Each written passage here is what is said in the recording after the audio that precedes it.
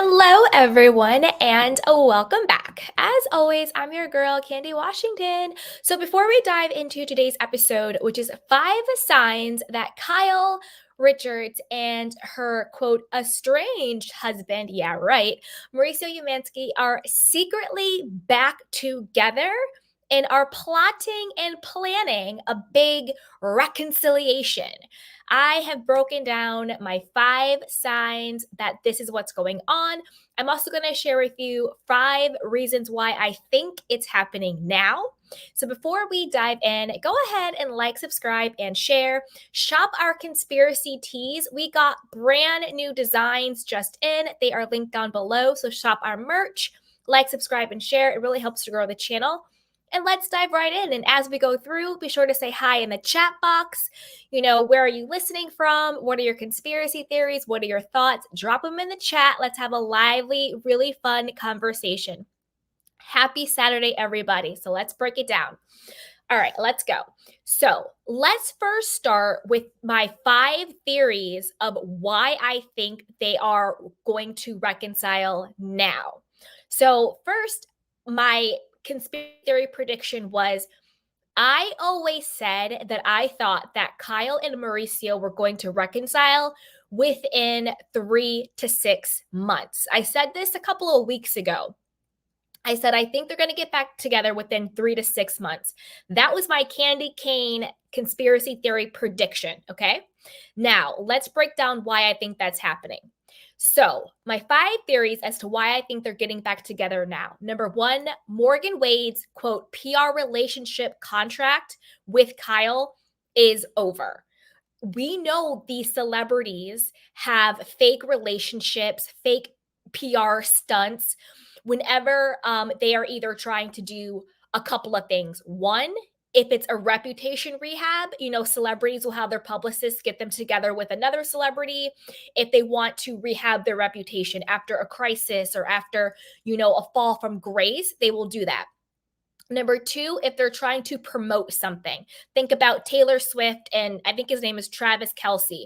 Obviously, that is a fake, in my opinion, a fake PR relationship.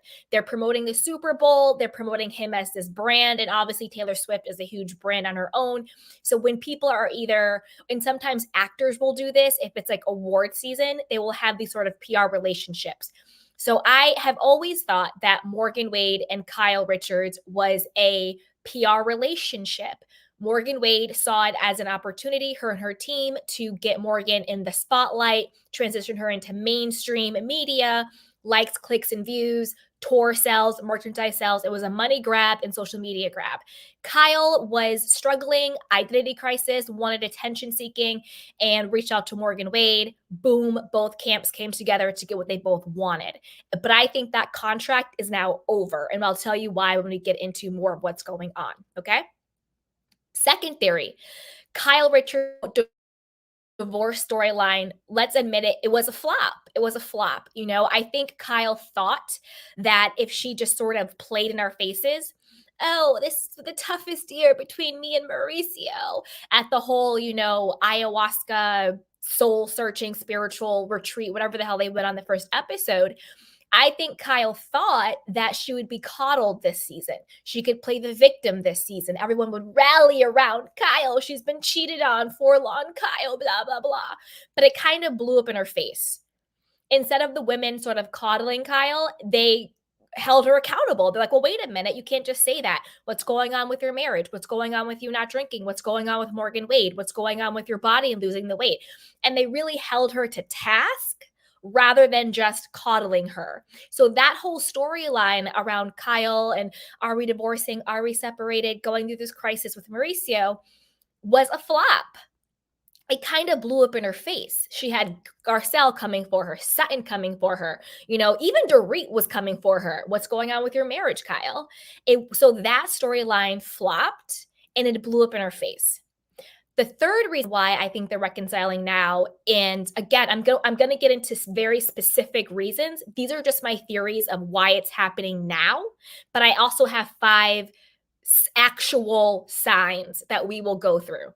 Okay, so number 3, Mauricio and the agency's $32 million lawsuit was dropped. okay, was dropped.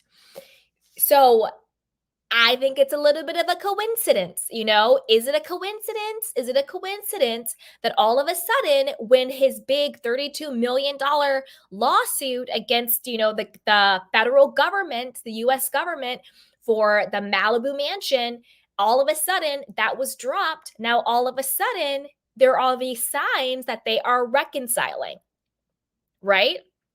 Because don't forget, one of the big reasons why we thought, or at least I thought, I'll say we, but I'll say we because it's my channel. But feel free to put your opinion in the chat box, whether you agree or disagree. Put your opinion in. I'll just say we because I'm talking.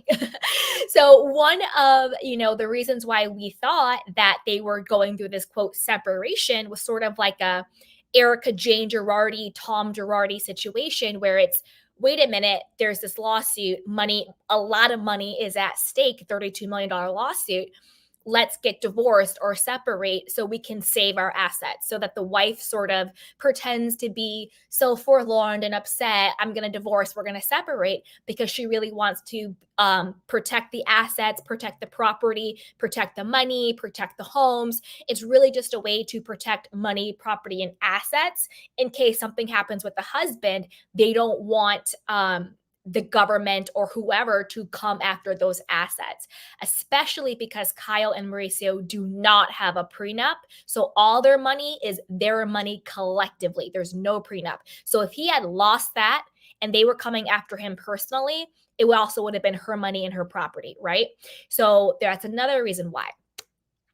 So the fourth thing is Kyle is further along in her healing journey since losing her friend. It seems like, there's been a little bit of time, a little bit of breathing room between when her friend Lorraine unfortunately passed away and now. It seems like she's been in therapy. She's been working on herself. She's been going through the motions of grief. Seems like she's kind of realized, wait a minute, I blew up my life because I was going through a really hard time. My husband wasn't there for me the way I wanted him to be, but maybe that doesn't mean that I want to completely blow up my life. I think a lot of times when people go through crisis, they do react in these ways, which is completely normal when you have a certain level of trauma or loss. But then when you heal, when you kind of come back to yourself, you're like, well, wait a minute. I don't want to really blow up every aspect of my life. I want certain things to change and get better, but it doesn't mean that I really want my life to blow up. Like a lot of people who have midlife crisis, they separate from their partners and then a couple of years later, they get back together. So I think that there's some part of, so I do think that that is a part of what is going on with Kyle. I think the more she's healing, she's realizing, you know what, maybe I really don't want to blow up my life in this big way. The fifth reason is they don't want to jeopardize their Netflix deal, especially if this is Kyle's last season on The Real Housewives of Beverly Hills, or if this is sort of her swan song and maybe next season will be her last one. Because she's even talked about how once Portia's gone and Portia's a sophomore, gone to college, that's only 2 years, she's ready to move on herself. So I think us, the audience, is kind of ready for her to wrap up her story. And it seems like she herself is ready to wrap up her story, right?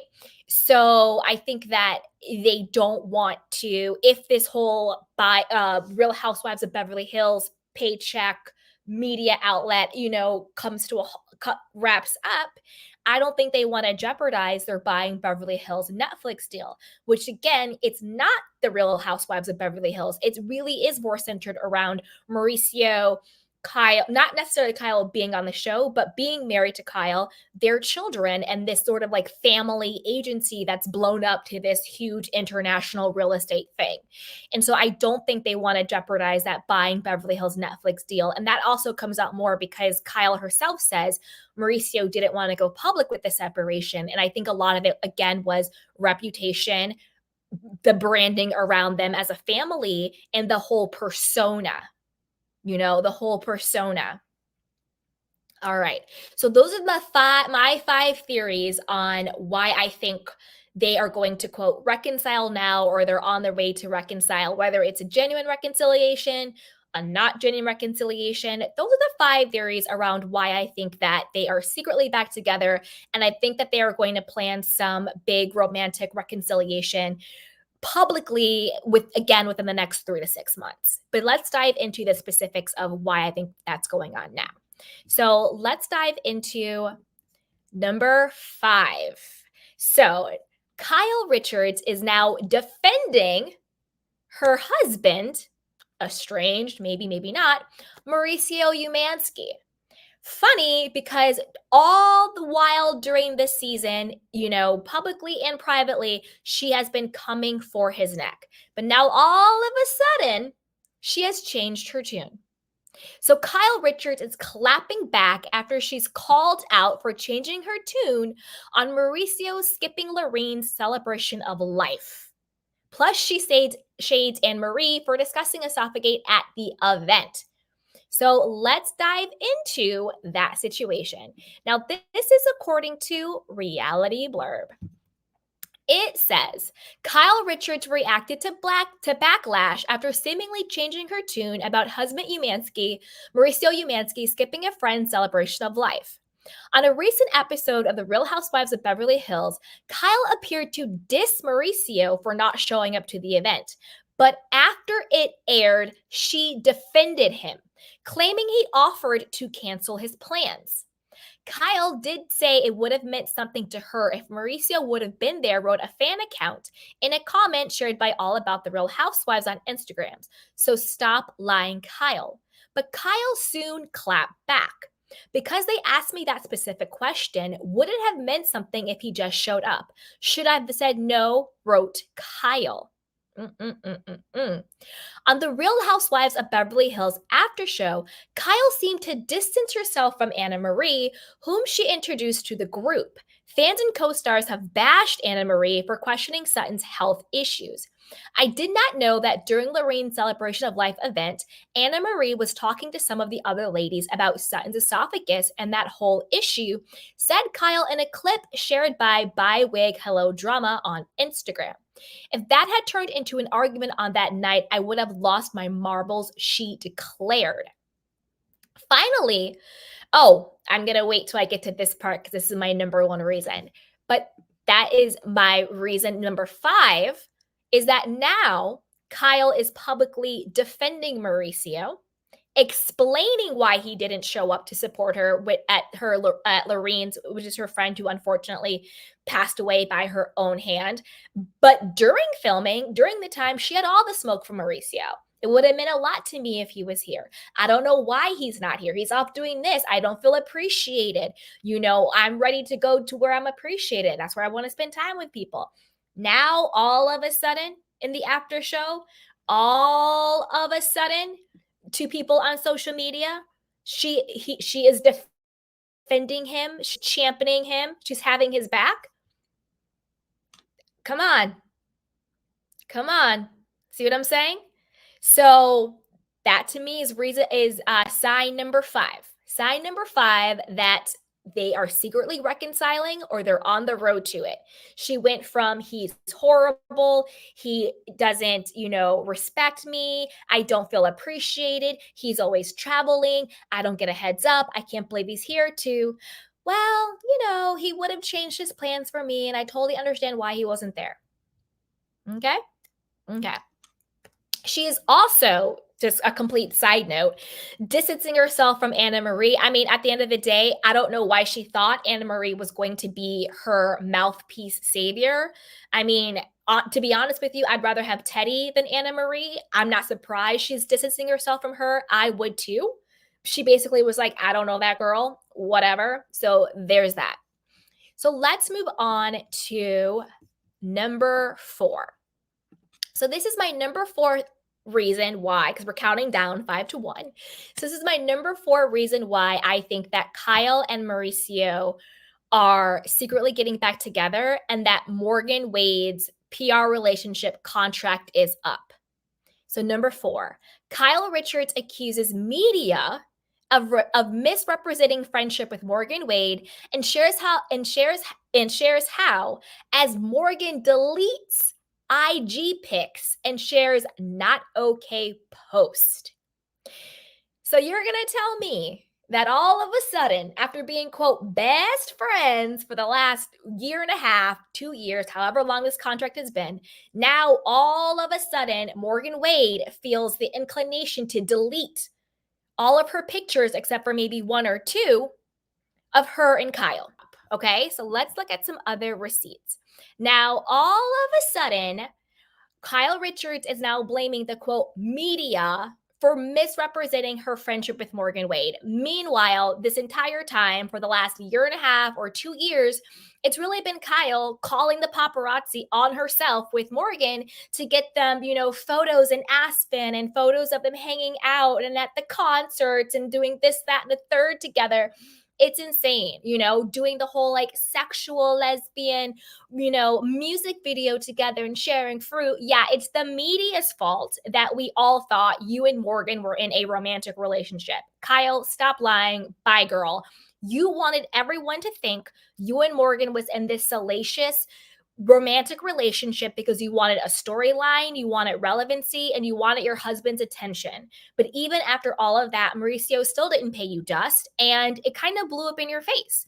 And now I think that contract is over because, again, don't forget, these celebrities have PR contracts. So whenever a celebrity wants to have, say they have a tour coming up, Morgan Wade, or they have a new season coming up, Kyle Richards, they will start to date other celebrities in order to come up with them. So more clicks, more views, more stories in the press, more paparazzi.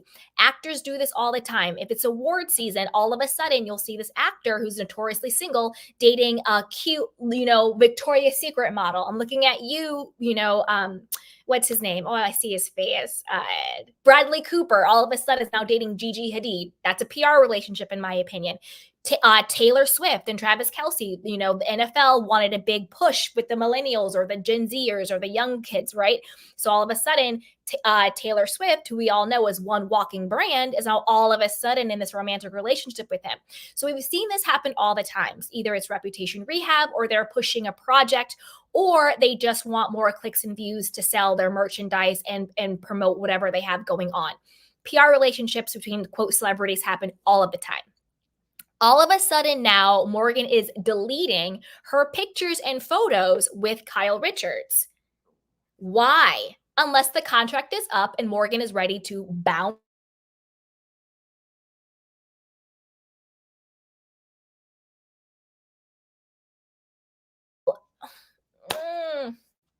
I'm like, this internet, please stay. And then I also have a video of Kyle talking about this on Jeff Lewis Live, where she blames the, quote, media for misrepresenting her relationship with Morgan. So let's listen to that video and then we'll get into the article as well. So here we go. Dun, dun, dun. Fingers crossed it stays in place. All right. Everyone wants it to be more. Everyone has all of these other like scenarios or, ideas of what's happening. A group of friends that I lean on, know, in the media, they only show Morgan. But she's part of a group of friends that there's those friends that are the first text messages of the day. Yeah. Immediately, there's like tiers of friendship, and you may love all of these friends, but there are different tiers. My first text messages of the day are 4 different people. So, but if I'm walking down the street having lunch with them, they're usually cut out of a photo. Unless it was yesterday where my friend Jana, who Jana. I know Jana. Saying hi to me. We were saying goodbye at the Glen Center, and it looks like the photo literally looks like we're kissing each other or something, which has happened to me before in the past. But I'm like, of course they want to use that photo. But usually they cut my friends out unless it's Morgan. It's so funny. Right. I was in Paris, and my friend Tina, that I've grown up with since I'm 10 years old, she's cut out of every photo, but they don't know who Tina is.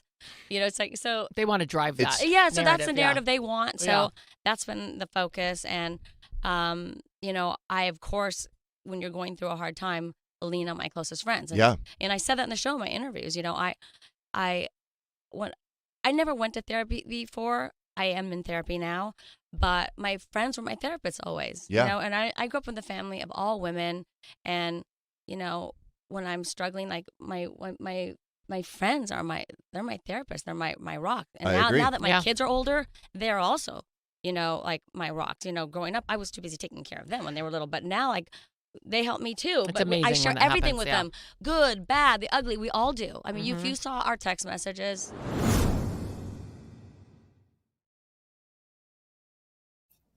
Kyle, girl, bye. This is the thing with the whole, it's the media and not us. You call the paparazzi on yourselves. Like, that's how they know where you are. You know what I mean? They don't have a GPS tracking on you. You call Backtracking because you want the paparazzi photos. Also, do you do, lesbian inspired? And obviously, when we talk about sexuality, just in case we have any new candy canes on the show, when we talk about sexuality, it's not from a demeaning or derogatory place. It's from a place of inclusivity and love. So if I say lesbian, if I say woman-on-woman, if I say homosexual, it's because we're all equal. So we can all get it equally because love is love. So that's how we are here. So just wanted to make that clear. But Kyle, don't act like you're doing girl on girl videos with all of your friends.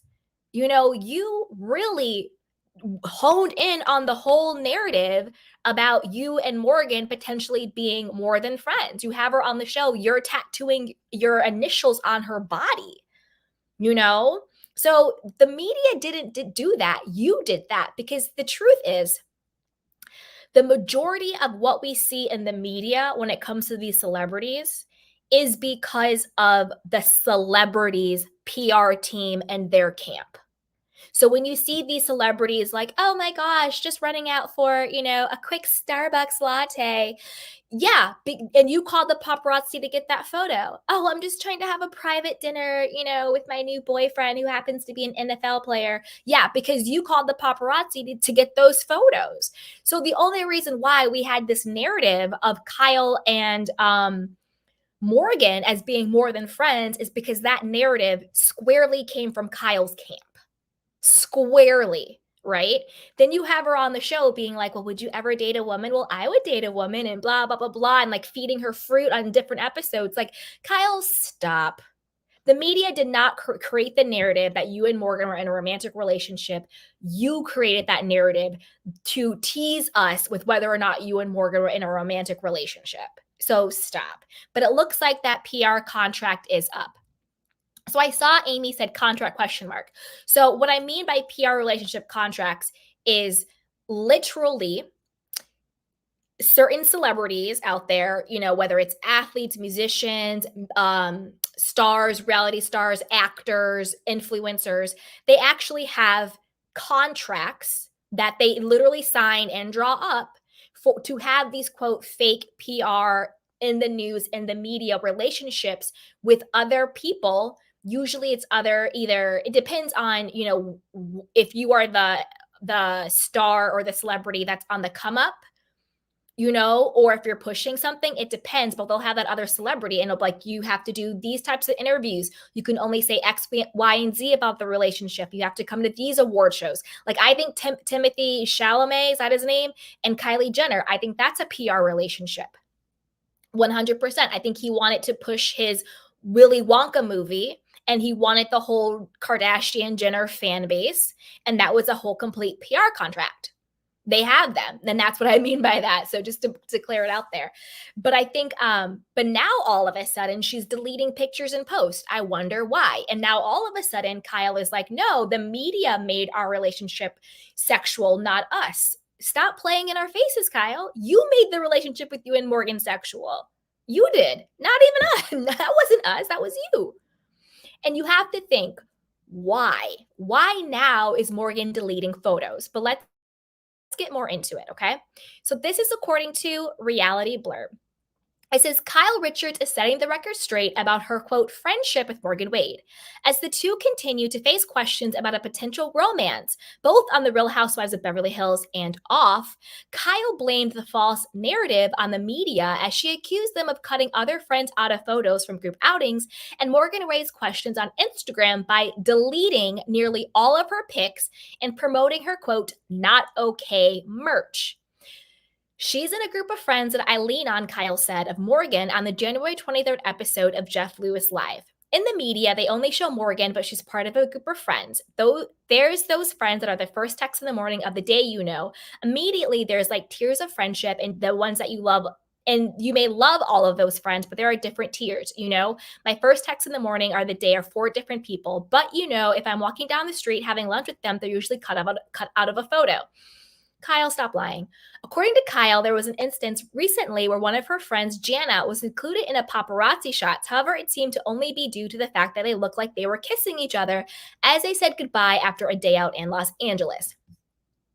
Now, again, Kyle, stop lying, because nobody has thought that Kyle has been in a romantic relationship with any of her, quote, friends up until now, because that is the narrative she put out there. Like, it's crazy. That is the narrative you put out there.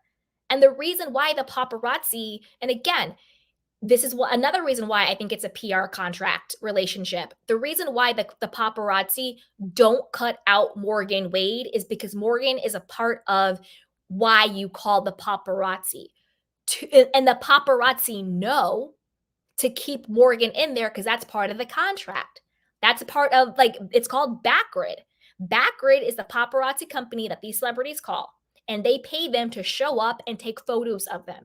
And then the photos that the people at Backtracking take, those end up on TMZ, Reality Blurb, Page 6, Radar Online. A lot of these celebrities pay and call the paparazzi on themselves, but then they play because it's a game. Then they're like, oh no, like I'm just trying to get to my car. Like Kyle spotted pumping gas on Wilshire Boulevard. Like, how did they know she was pumping gas on Wilshire Boulevard? They're not clairvoyant. They're not psychic. She called them and paid them. And then now she's in Page 6 pumping gas on Wilshire Boulevard. Kyle, stop playing. Stop playing. Dun, da, da, da, da. Meanwhile, during her outings with Morgan, Kyle and the country singer are always photographed together. That's the narrative they want, Kyle stated. That's been the focus.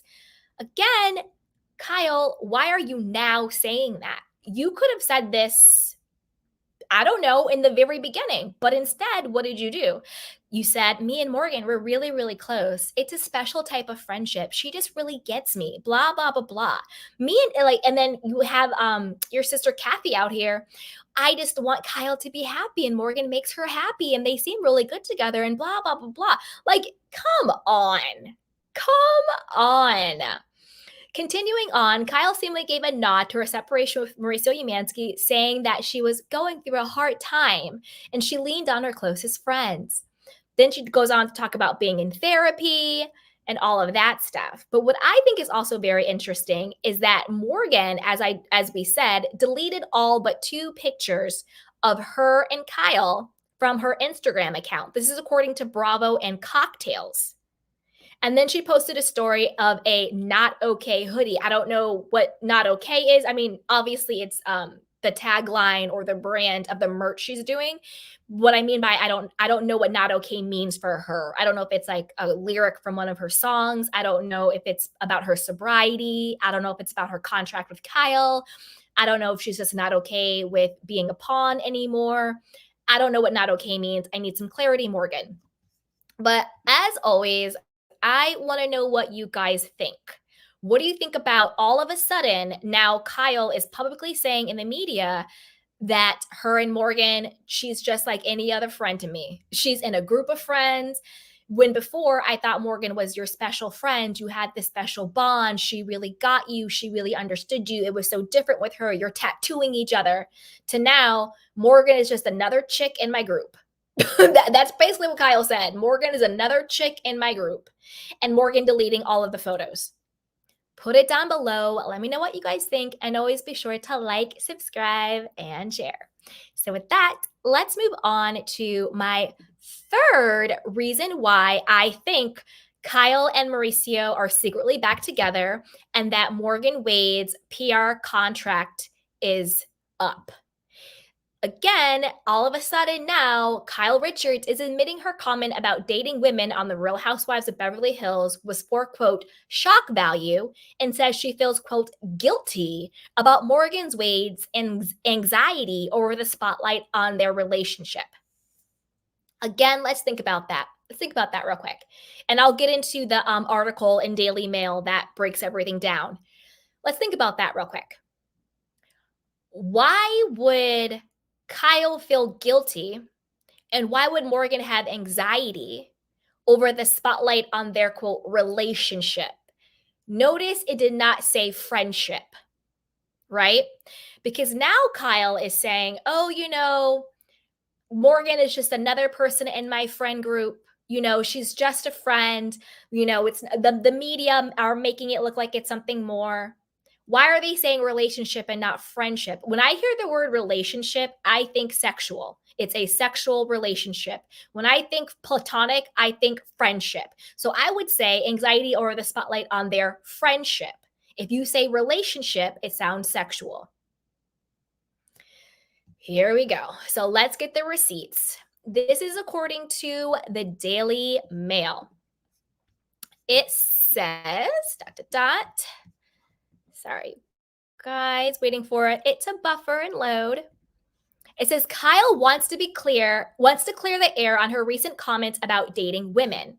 The actress, who's estranged from her husband Mauricio calls the stir when she asked her castmates on Wednesday's Real Housewives of Beverly Hills episode if they would consider being in a relationship with another woman, and then revealed that she herself would be open to it. 2 reasons I said that, Kyle explained on the Bravo After Show segment. A, for shock value, and B, because I'm at a place in my life where, I don't know, I have zero judgment. Girl, you better stop. You better stop. Again, playing in our faces. So the entire world is speculating on your relationship, not friendship, with Morgan Wade, whether it's sexual or not. Are you cheating on your husband or not? Are you and your husband actually separated? And so it's not, I guess, technically cheating, or not. The whole world is speculating this. And then you go on the episode and you ask everybody, are you open to having a relationship with a woman? Because I am, all of a sudden. And now you want to go back and, backpedal and be like, oh, it was for shock value. It wasn't for shock value. Call a thing a thing. It was for storyline, Kyle. It was for storyline. You wanted to keep the narrative. You wanted to keep us guessing. You wanted to keep it up, the whole storyline of are they, aren't they, between you and Morgan. That's not shock value. That's storyline, So now all of a sudden you're trying to backtrack because, again, like I said, I think Kyle and Mauricio have they either are secretly back together or they are reconciling and it's on the way. Because like I said, I always thought that they were going to get back together within 3 to 6 months. And now all of a sudden, Morgan is deleting her photos with Kyle on Instagram. Kyle is saying it's the media's fault. Everybody thinks that they're together. Kyle is saying that she only said she would be with a woman and asked the question for shock value. So, to me, it sounds like trying to backtrack. The question had indeed shocked fans as Kyle has repeatedly denied having an affair with country music star Morgan Wade. The gal pals have been inseparable since Kyle split from Mauricio last year after 27 years of marriage. And the spotlight on Morgan is something Kyle deeply regrets. Deeply regrets the spotlight on Morgan. Morgan just wants to make music, and all of a sudden she was thrust into this world of gossip and tabloids and traveling and having paparazzi take pictures of her. Kyle explains on Tuesday's Amazon live session. She just doesn't like any of that, Kyle continued. She just wants to make music, and all of a sudden I had a lot of guilt, I put her in this situation. Again, why would Kyle feel guilty unless it was a PR relationship contract? And to me, it sounds like the contract is up, and now they are creating this narrative as to why we are no longer going to start seeing Kyle and Morgan together. Because remember, because it is a PR relationship, they don't want to damage the reputation of either person. So it's not going to be some blow up fight. It's not going to be some fallout. It's going to be around Morgan just wants to focus on her music. Kyle and Morgan are still dear friends, but but Morgan's just really, really focused on her work. Please respect her privacy. She's really focused on, her mental health and anxiety. And again, when I say mental health and anxiety, I'm not being disrespectful. You guys know I am a huge advocate for self-care, self-love, and mental health. I'm just saying how I think they're going to spin it so that no person's, quote, reputation or public persona is tarnished, to explain why I think in the upcoming weeks and months, the whole Kyle and Morgan Wade is going to fade out. And this right now is gearing up for that.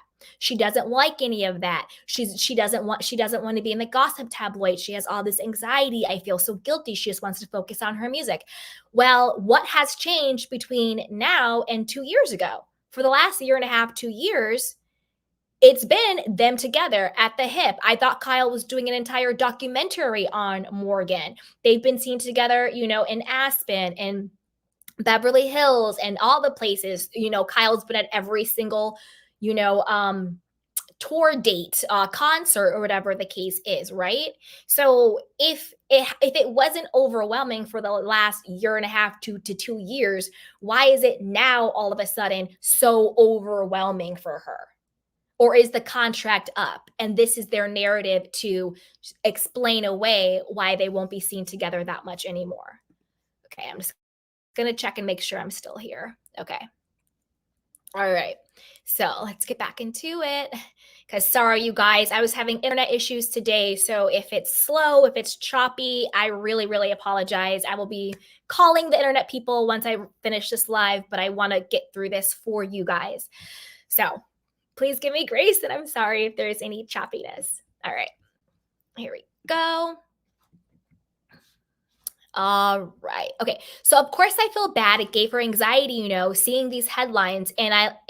And like I said, just thrust into the spotlight brought her anxiety. She concluded, like myself, she suffers from anxiety. So I felt terrible to have put her in that position. And again, why does Kyle say, I felt terrible to have put her in that position? Does that sound like normal friends? Or does it sound like I put her in this position because I picked her to be the poster person for my midlife crisis, and so I feel bad that her being in this contract brought her anxiety. It doesn't make even how she's talking doesn't sound normal, because like Kyle said, oh, Morgan's just another person in my friend group. Well, if she's just another person in your friend group, then why couldn't she just fall by the wayside? You see what I'm saying? So again, Kyle, doesn't make any sense. Those dating rumors hit an all-time high back in August after Kyle joined Morgan in her music video for her single Fall in Love with Me that month, which featured the two women pining over each other and climaxed with a passionate kiss between the two. Again, if Morgan had all this anxiety, if Kyle had all this anxiety, then why would you feed the beast and do that music video of the two of them being in a sexual relationship? Again, doesn't make any sense. Doesn't make any sense. And Kyle herself said that they did the music video because let's give them something to talk about. Since there's all this fodder around our relationship anyway, let's just do the music video, blah, blah, to feed into it, blah, blah, blah. That's what Kyle said herself. So which is it? Are you in such a good place that you can do a tongue-in-cheek sexual music video because everybody in the world is talking about your relationship? Or do you and Morgan have so much anxiety and guilt over the spotlight of your relationship, it's so crippling that she's just going to fall back a little bit? It doesn't cut both ways. What makes the most sense is that, and I've said this since day one, I think Kyle genuinely was going through something. I do think she was really depressed and grieving the loss of her friend Lorene, who unfortunately passed away. I do think she felt abandoned in her marriage. I do think she was having some sort of identity crisis. I do. I think she did hear Morgan's music on the radio, got all in her feelings, reached out to her on DM. And I think Morgan's camp was like, whoa, this is an opportunity for a huge come up. You tie yourself to Kyle Richards, you're gonna be in the tabloids. You're gonna have a social media boost. Maybe we can get you on the show. You're gonna sell out your merch. Let's get her in a music video. You're gonna sell out your concerts. You're gonna start getting, all these big pushes. Now Morgan's doing I think something with like Alanis Morissette or something like that. Mainstream people now know who Morgan Wade is. Prior to this, I had no idea who she was. Now everybody knows who she is. So I think that is what happened. And I think Kyle, like Kyle does, loves having minions, love having mouthpieces, love having someone who can do her dirty work and create narratives and storylines for her, whether it's Dorit, whether it's Teddy, whether it's Annemarie, whether it's Erica Jane, whether it's Morgan Wade. Kyle likes to have someone there who is either her mouthpiece or is a pawn that she can use to create narratives and storylines that fit her agenda. And so that is what I think has happened. And I've said that from day one. I never thought this was a sexual relationship. To me, they don't have any sexual chemistry at all. Morgan, every time she's around Kyle, looks very uncomfortable. She looks very like she wants to cringe. Even in this photo, her hands are clasped behind her back. Anytime you actually see Morgan and Kyle together, it does, in my opinion, I never got sexual energy. Ever. Morgan always seemed quite frankly, a little bit creeped out. That's why on the show, she said out of her mouth, Kyle stalked me. Who says that unless they really felt stalked? So I've said from day one, this was always a PR relationship. Morgan and her team wanted the fame. They wanted the notoriety. They wanted to cross over to mainstream and to get the money. Kyle wanted to make Mauricio jealous. She wanted storyline and she wanted relevancy. But now the contract is up. And now now this is the reason why they're going to say that we're going to start to see less and less and less of Kyle and Morgan together. I think it's going to fade out. But I want to know what you guys think. Put it down below. Do you think that Morgan and Kyle ever really were in a sexual relationship? Do you think it was just a PR relationship for money, for clicks, for views, for storyline? Let me know what you guys think. Put it down below. And before you do that, be sure to like, subscribe, and share. So with that, let's move on to number 2. So this is my number 2 reason why I think that Kyle and Mauricio are secretly back together or about to be back together and are going to do some big reveal about the reconciliation. So number 2, Kyle Richards, again, is changing her tune. Now she is saying she can't imagine her life without Mauricio Umansky. It's painful and scary. This is very different than what she was saying on, last night's episode or the episode before that, where she basically was talking about she doesn't want to be around people who don't appreciate her.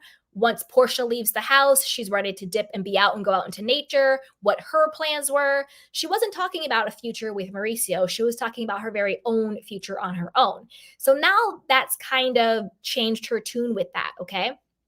Now there's an article in page 6 that we'll go through, and then she also talked about this on Jeff Lewis Live. So let's watch what she said on Jeff Lewis Live, and then we can also get into a little bit of the article to break it down, okay? So here we go. So I'll tell you right now where we're at. We're all in therapy now, which, it makes it easier for me because also Mo did not want to say. So I was in a weird position. I'm not going to say, too bad, I'm on a reality show. He's not signed up for the show. I see. He didn't even want to when it came out that we were having a problem. And I put that post on our Instagram. Mm-hmm. He didn't want me to say that we're having a problem. And even my daughter said, you can't do that. It's obvious. Mm-hmm. And it's a lot psychologically. We've been together. I've been married almost my entire adult life. Mm-hmm. And I don't even know what life is without being with Mauricio. Yeah. It's hard and it's painful and it's scary. And I'm like having to answer to these women who I don't know anything about their person. I have no idea what they do when they're not on camera. I have no clue, but they want to know what's happening in my bedroom. Not fair. It's not fair. And like I've said, but we live together in the same house in different bedrooms. Is there another home too that he will go to? Like an apartment? We fortunately are in the position where we have other homes. Yeah. And so he can go to the other home. You can go to the other home. Yeah, but we don't really. I mean, like he spent a lot of time in Aspen recently while I was here. And then I went there for 2 weeks with our daughters. And, you know, if you didn't know us, you would think everything was normal because, you know, I'm making dinner, we're together, we're in different rooms, you know, and I have my house in La Quinta. But no, we're not, it's not like you go here, I go there. But it's possible that the relation. Oops.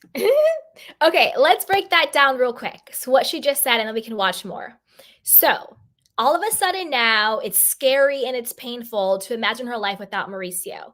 However, before on the last few episodes, she's almost excited about her life post Mauricio. She's looking forward to it, what she's going to do.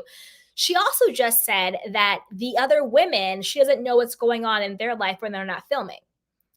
Kyle, like you're unhinged at this point. Like pretend like you're on a reality show that's supposed to be based on reality. Like pretend, because you forgot. You basically just said, I don't know these hoes and these hoes don't know me. Stop asking about my life because I don't know you. That's basically what you just said about these women who you're supposed to be on this reality shows and you're supposed to be friends with. So I guess you don't know Dorit. I guess you don't know Sutton. I guess you don't know Crystal Garcelle. We already know you don't know Annemarie. That's okay. But you pretended like you did. You pretended like Annemarie was your friend. You brought in the show. You and Dorit have been really good friends. And you and Erica have been really good friends. And Sutton too. Sutton's known your family and Kathy Hilton for years. So stop it. Also, Kyle, you have asked all of these women, I mean, and I'm talking about for the entire series, you've asked them about Munchausen disease, about fraud, about Denise allegedly hooking up with Brandy.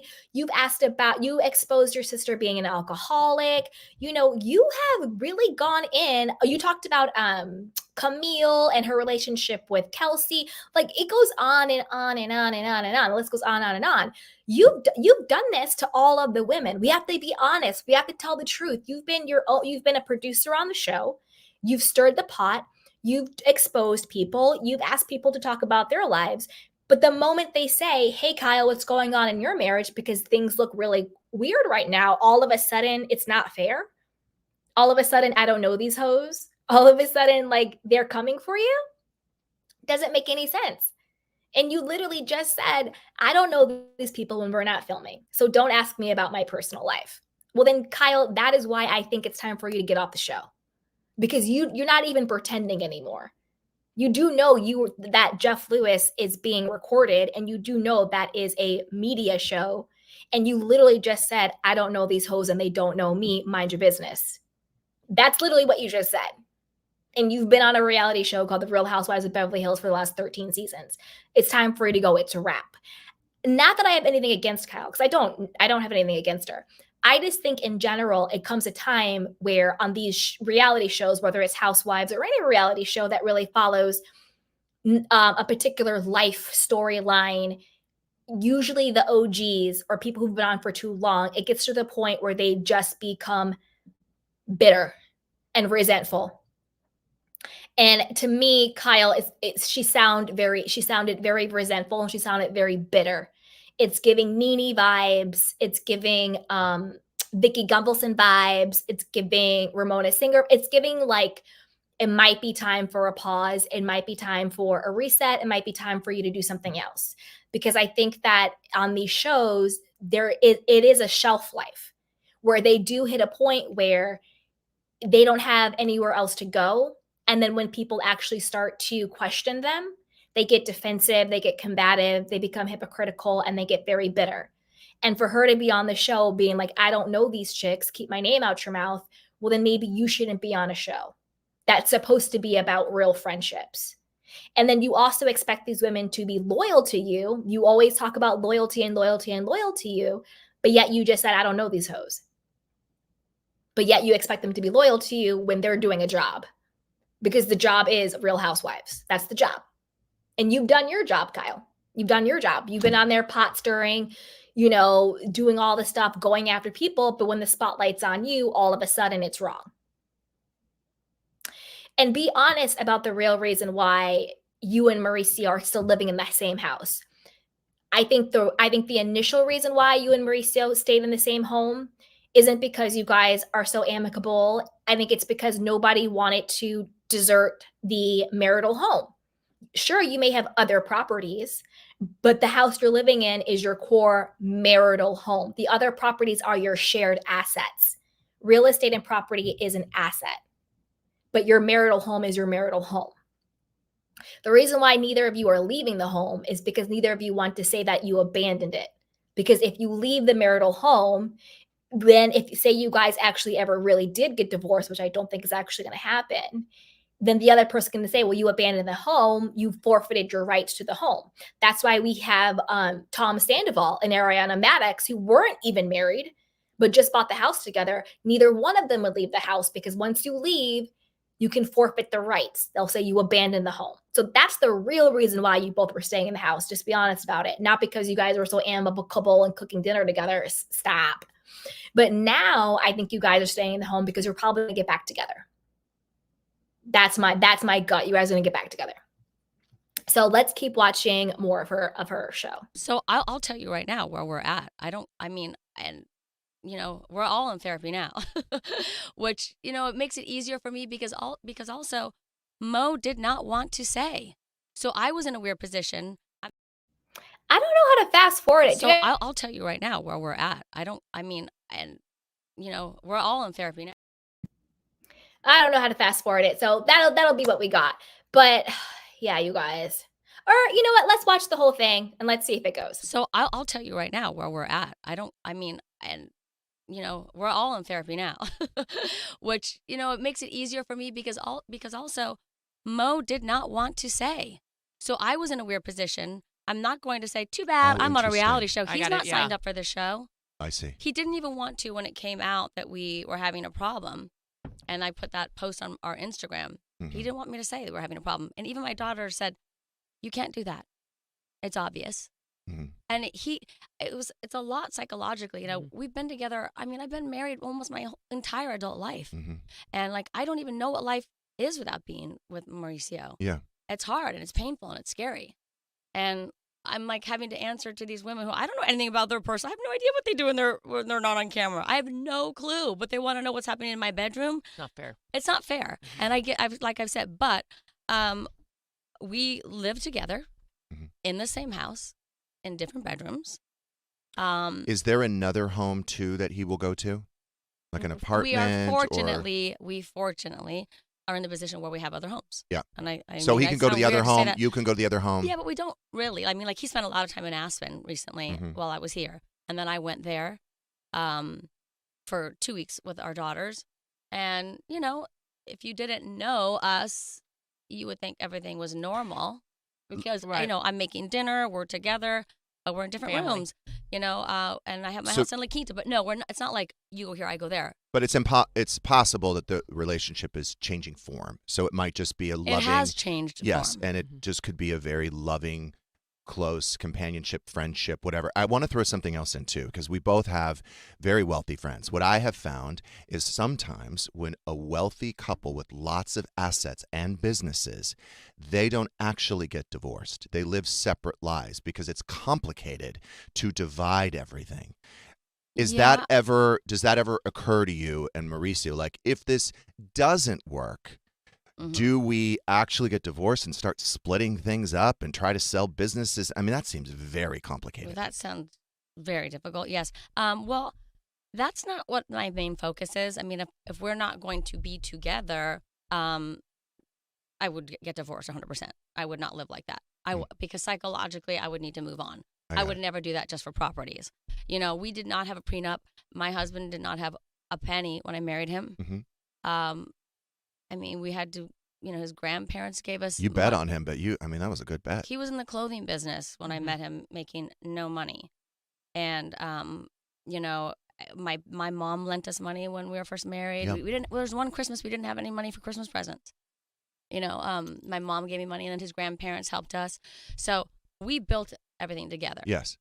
And there's no prenup. I love when people say, "Oh, Kyle's just hanging." I love when I read these comments. Yeah. Kyle's just hanging there for his money, honey. Yeah. He didn't have any money when I married him, and it's our money. Mhm. And let's be very clear about that. So you would it's want very clean cut. It's Yeah. everything is half, regardless. So that's not an issue for me. And I mean, we would probably just keep our homes. We don't fight. We're not a toxic couple. Mm. You never would see fighting in our home ever. I mean that seriously. I'm not just saying that. I asked we were talking about this with my kids the other day, and they said we've literally never seen that. We say like getting annoyed with each other, and we're like, but never fighting. It was not about that. So it would be we just go our separate ways and maybe keep the houses. Yeah, it's kind of, I would imagine being married so long, it's kind of your identity. It's who you were. Oh, like you said, much. you spent your whole adult life with this man.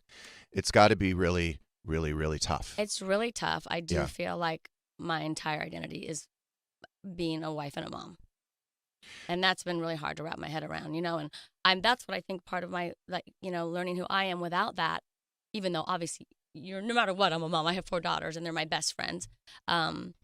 But he's also my friend, and I do love him very much. That's what's also hard.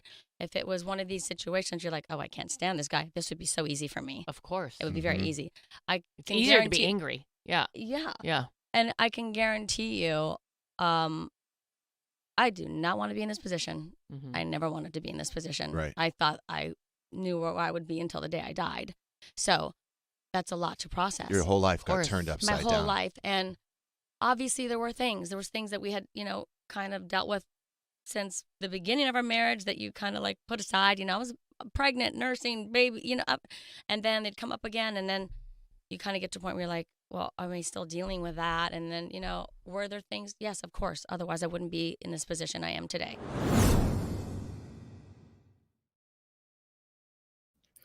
Oh, you guys, there is so much to unpack in that. But I want to say, I am WTCO. Thank you so much for the super sticker. I really super appreciate that. Thank you so, so much. I really, really appreciate it. Thank you, thank you, thank you. Mwah. So let's unpack a little bit about what Kyle just said in that interview. And I want to go back to this slide on my 5 theories on why I think that they are, quote, secretly reconciling now, that kind of coincide with what she said in the interview, right? So the first one was Morgan Wade's PR relationship contract is over. We already went over that. We know what that's about. So the Kyle Richards divorce storyline was a flop. That kind of bakes into what she just said on Jeff Lewis. I don't really know those women. Why are they asking me about my business and blah, blah, blah, blah. I don't know them. Da, da, da, da, da. I think her tune would have been very different if the women had rallied around her and coddled her the way she thought that she could skate by the way she's always skated by. But since that storyline was a flop, she all of a sudden now she's very bitter Betty. Keep my name out your mouth. Why are you asking about my husband? I don't know you, which to me was crazy. If I was anybody else on the cast, I would feel some type of way. At least pretend, Kyle. At least pretend. But I think that if she was able to get her victim narrative the way she's always gotten her victim narrative, I think her tune would be very different. Okay? Talking about the money, like I said before, there's no prenup. Everything's, quote, 50-50. Now that Mauricio and the agency, that $32 million lawsuit was dropped. So now they're no longer facing this huge potential judgment against them, which would also, just like she said, would be a judgment against her because there's no prenup. There's nothing protecting her. So she would be entitled to 50% if they divorced, but she would also be in the hot seat if he had to fork over money. So any money he forfeits over is also her money he's forfeiting over. So that could also be another reason why. Like I said before, Kyle is further along in her healing journey since losing her friend. Like she said now, she said that they are in therapy. They haven't been in therapy before. I'm not sure if she meant her and Mauricio or just her or just him. I'm not sure. But again, she said that they're in therapy where that hasn't happened before. I do think Kyle is further along in her healing journey. I think after sort of having her crisis and her meltdown and her temper tantrum and her grief, which to be honest with you, however I feel about Kyle, I do have compassion for that. Because to be honest with you, her behavior was pretty textbook. It was pretty normal of a person who went through a big life crisis, not knowing who you are, not knowing where you fit, not knowing, is this the life I was meant to have, attention seeking, acting out. And my heart does go out to her. She's not my favorite housewife, but as a human being, I do have compassion for someone who goes through a loss like that. And to be honest, her antics was pretty textbook of somebody grieving. And I think that now she's gotten further along in her grief journey. She's gotten further along in her healing. They're in therapy. I think and like she was saying in the video, it seemed like she doesn't necessarily want to divorce Mauricio. She just wants a better marriage than what she had. And those are two different things. One is, I want a divorce. The second is, I want a better marriage. And to me, it sounds like Kyle wants a better marriage, not an actual divorce. And then it goes back to my fifth theory I had of why now. A big reason why I don't think Mauricio didn't want to go public with the split is because, again, he didn't want any negative press to blow back and jeopardize his buying Beverly Hills Netflix deal, because that show is his baby. It's about him, family man, him, the entrepreneur. It's about the agency. It's about all of that. And the big reason why Netflix brought the show on, obviously, is because of the Real Housewives of Beverly Hills. They want to do so. One of the big this is a big tactic that networks do, not just networks, but really any industry. It's called borrowing an audience. So they think that if we get Mauricio on Netflix, we'll be able to get the Bravo Beverly Hills audience to convert into subscribers, right? So it's all baked in, because if it wasn't for the Beverly Hills fame, I don't think that they would randomly be like, hey, Mauricio of the agency, let's give you a Netflix show. But because they have the entire Bravo audience behind them, the Hilton audience behind them, of course, because that's a built-in audience to bring to Netflix. So I don't think Mauricio wanted to jeopardize that family man brand persona in order that could jeopardize his Netflix deal. And she was like, yeah, he didn't want us to go public with it. Well, yeah, because it could jeopardize his money and his bottom line, So there is that. So basically what she said on the Jeff Lewis Live pretty much sums up all the reasons why I'm thinking in the next 3 to 6 months, I think that Kyle and Morgan Wade is going to fade out. And I think that we're going to have a big romantic gesture from Mauricio to Kyle. And then boom, they're going to be back together, happy families. That's what I think is going to happen. And again, thank you so much. I am WTCO for the super sticker. I truly, truly appreciate that. I really do. All right. Now let's move on to my number one reason why I think Kyle and Mauricio are back together. So Kyle Richards is now sporting a Mauricio Umansky name on her jacket amid separation.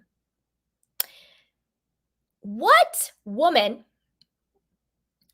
man, trans, bi, otherwise, what person wears the last name of their estranged spouse on their body, on their person, if not to say, I want you back? I won't sing because I can't, but you know what I'm saying? It's a huge sign. It basically means I want you back, or it's we're back together, or back off, bees, he's mine. And here is the receipts. So all of a sudden, Kyle called Backtracking. And don't forget, Backtracking is the paparazzi company that these celebrities call when they want to be photographed, when they want to be in the papers. All of a sudden, Kyle is now rocking a coat that says Umansky. Remember when she wanted to make the statement that her marriage was in trouble? What did she do? She got photographed without her wedding ring. That was the big thing that sent the whole social media world, the whole blogger spiel upside down, because Kyle Richards photographed not wearing wedding ring, end of marriage. So what is the best way to signal we're back on? To be photographed wearing Umansky on your back. Also, don't forget, what was another big thing about they're not together, they're off, they're not together anymore, blah, blah, blah. What was it? You guys remember? I do, I'll tell you. Remember when Kyle was in the private jet and they had all their monogram bags and her bag was just KR? And usually all of Kyle's stuff would be either Kyle Umansky or KRU, because she would always go by Umansky in her real life, but Kyle Richards as her, public name, because that's her star name. And everyone was like, Kyle's monogram bag, it's only KR. There's no Umansky, trouble in paradise. They're really over, blah, blah, blah, blah, blah. Right? So photographed without wearing the ring and photographed with monogrammed luggage, not having Umansky. That was to signal to the world, our marriage is in trouble. We're separated. I'm having an affair with Morgan Wade. He's been cheating on me. It's over. We're headed for divorce. That was to signal to the world, right? So now all of a sudden, what is she signaling to the world? I am Kyle Richards Umansky. He's mine. Back off, you Aspen Snow Bunny influencers. We're getting back together. We're not getting divorced. He's mine. Umansky. We're still together. Funny, right? Funny timing. Funny timing how all of these things have gone on. All of these things have gone on. So I have a video clip of that. But before I do that, I'm going to do a quick recap of all of my 5 reasons. Just a super, super top level recap just to make sure. Because we were having those internet issues. I want to make sure that I got all the points off. Okay, yes. So before I do the little video of Kyle sporting it, let's do the top 5 again. Number 5, Kyle is now defending her man. She's going to stick beside him. Kyle now is all of a sudden defending Mauricio for why he wasn't at Lorraine's celebration of life, where before she was like, I don't want to be around people who don't appreciate me. He should be here, but he's working. All of a sudden she's clapping back at internet trolls and she's defending and standing by her man. So that was number 5. Number 4, all of a sudden now Kyle is saying it was the media's fault. They were misrepresenting my friendship with Morgan. Morgan is just another chick in my friendship group. That's it. And Morgan is deleting her IG pics of her and Kyle. PR contract relationship over? Looks like it to me. Number 3, Kyle says she feels guilty about the anxiety her relationship caused for Morgan. Is this the beginning of the narrative of why Kyle and Morgan will not be seen together? I think this is the beginning of the fade out of their relationship. And then she says, oh, dating women was just for shock value. That's why I said that on the show. No, it was for storyline and it was for narrative, but it blew up in your face. Okay. Number 2, Kyle Richards is now changing her tune. Before, she couldn't wait for Portia to get out the house. She's going to nature. She's going to do her thing. Now, all of a sudden, she can't imagine her life without Mauricio. It's painful. It's scary. I didn't see my life like this. We're in therapy, blah, blah, blah, blah. Her tune is changing now. And number 1, which I think is the most powerful one, Kyle Richards is now sporting Mauricio Umansky's last name, which is still her married legal name. All of a sudden now she's calling the paparazzi to be photographed in a very timely way, because don't forget, they are about to, wait, are they doing it's today reunion day for Beverly Hills? They might be filming the reunion today, but they're filming the reunion very soon. So I think it's very timely that now all of a sudden, right before the reunion, all of these signs are pointing to Kyle and Mauricio reconciling. And now she's sporting his last name, where I thought she wasn't wearing the wedding ring. She didn't have the monogrammed initials, right? But now she's Umansky. But let's watch. Hi Kyle, how are you today? I want to know, I know filming for the reunion is coming up in a few days. Do you plan on discussing the separation or Morgan Wade rumors? I'm prepared to answer whatever I'm asked. So have you made any requests for questions for them to take it easy or for them not to ask certain things? I love you. Have you seen our show? No, they don't do that. Love you, bye. Okay, bye. So you're prepared to answer any questions you said. Are you worried about the other women or Andy grilling you too hard about not being open this season? I have been very open. I've answered everything. I've been open since the beginning. So, and I will continue to be. Thank you, Kyle.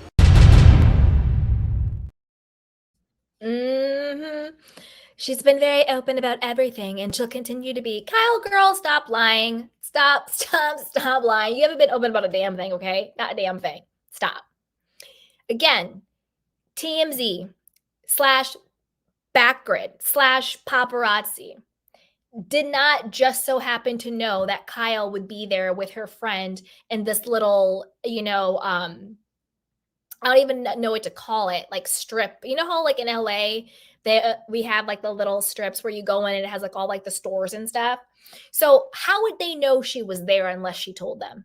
This isn't like at LAX or Craig's or a big spot that celebrities go to. The only way you know somebody is at these little junctures. Very similar to Vanderpump Rules Sandoval. Remember when Tom Sandoval kept being like caught in the parking lot while he's going in for band practice? Like, how do they know you're in a random parking lot for band practice unless you tell them? Very staged. So she clearly, in my opinion, called this and set this up. So if you call the paparazzi to get your video, to get your pictures, because now it's in TMZ, now it's in Page 6, now it's on the Candy Cane channel. You know what I'm saying? Like now it's everywhere. You strategically wore that jacket that said Umansky on it. Kyle Umansky, because I bet you when you put the hood up, it'll say Kyle because you can see it coming out. You strategically wore that. So, girl. I mean, you guys, I said it before. My prediction was that Kyle and Mauricio would reconcile in 3 to 6 months. I forgot when I said it, a couple weeks ago, maybe. It's time-stamped on YouTube somewhere. And there you have it. Those are my 5 signs that I think Kyle and Mauricio are secretly back together or secretly reconciling. And I think that we will have them be back publicly together back in the next 3 to 6 months. That's my guesstimate. And those are my 5 theories as to why I think it's happening now. But as always, I want to know what you guys think. Put it down below. My first question, do you think Kyle and Morgan, do you think they were ever a real couple? Is the first question. Second question, were they ever real friends? I think that Kyle was Morgan's friend, but I think Morgan was contractually Kyle's friend. And then what do you think about the split between Kyle and Mauricio? A, do you think they actually will ever get divorced? Do you think they are secretly getting back together? Or do you think that they will just continue to lead separate lives because they don't want to break up the money?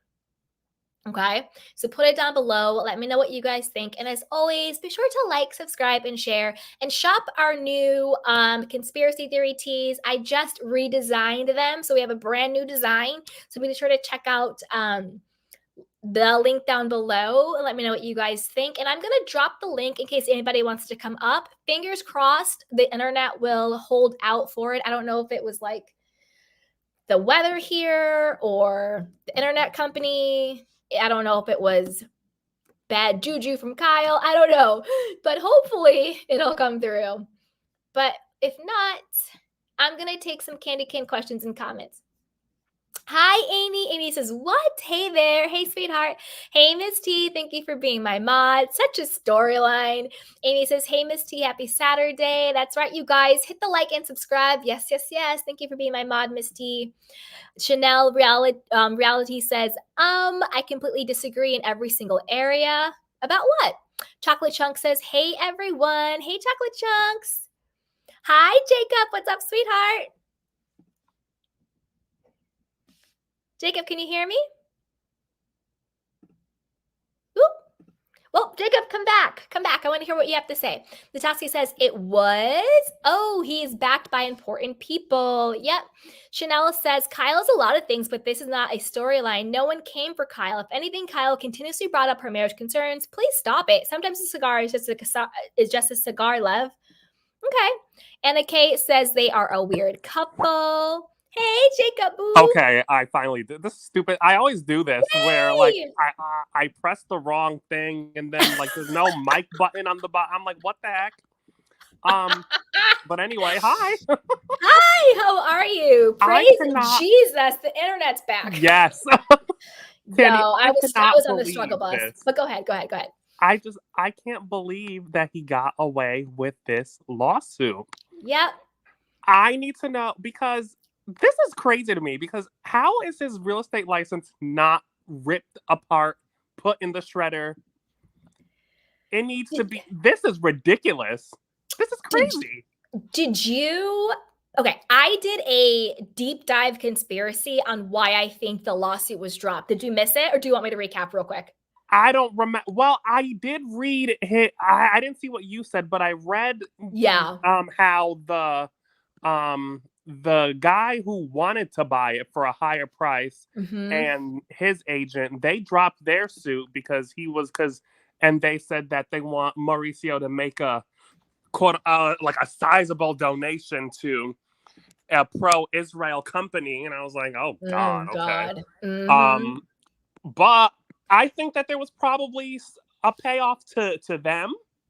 I don't know what, but I don't believe that were they able to produce the text that said the offer? Because remember, there was no actual written offer. And I think the whole lawsuit was really hinging on, can they prove that you did put that offer, right? I'm going to tell you what I think happened. This is what I think happened. Okay. Cause let's break this down. This was like this was the government coming after them. Cause remember, it was the government contract. Yeah. Right? So this is huge. And that was going on for over 4 years. And literally like 1 to 2 weeks before it was miraculously dropped was when the names of the quote silent investors were about to be made public. So the judge was going to rule on if those could be made public or not. This is what I think happened. I think the moment that these, quote, silent investors who are probably very powerful, very dangerous, very rich, very well-connected, Thomas Girardi mob vibes type people, corrupt people, the moment their names were about to be exposed, I think they pulled some strings and made a phone call to make it go away. Right. I did hear you say that. Because there's no way that the judge is going to say that a lawsuit from the US government is frivolous after 4 years. It would not have made it for 4 years and all of the motions and hinging on like a quote. And I think the whole produce the text message, I think that's a red herring and just an excuse that they're giving. I think whoever these silent investors were either were a part of the government, because remember, how did he get the bid in the first place? Usually it's a government person will give the bid. It comes from the government, right? So I think it was either corrupt people in the government who were going to be exposed, and or because it's multiple investors, other very like powerful. I'm not saying this is true. This is just my opinion. Don't come after me, system. I'm not saying this is real. Hypothetically, in the world of fantasy, maybe there were some, payoffs. Maybe there were some threats. Maybe there was some going on, because the U.S. government doesn't sue people on a whim. The U.S. government doesn't sue people frivolously.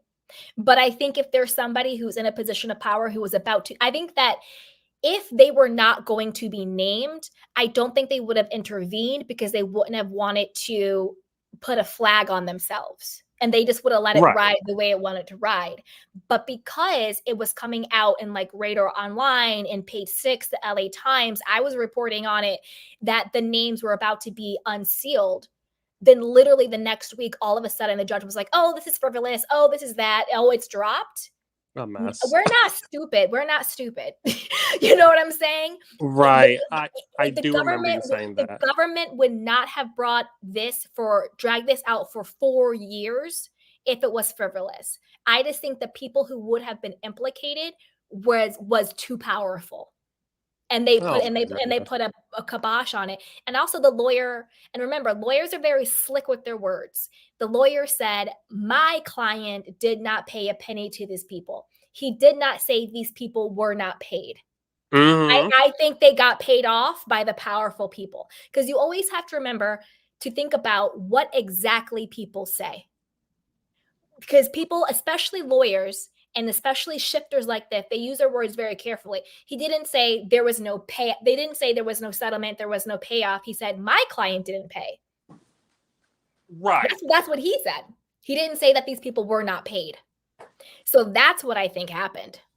Yes, that makes sense. That's insane. Oh, right? My goodness. So, wow. I mean, so as soon, right. And so to me, that's kind of like, okay, well, we're not being sued. We're not going to lose everything. So let's get back together. Hello. Hello.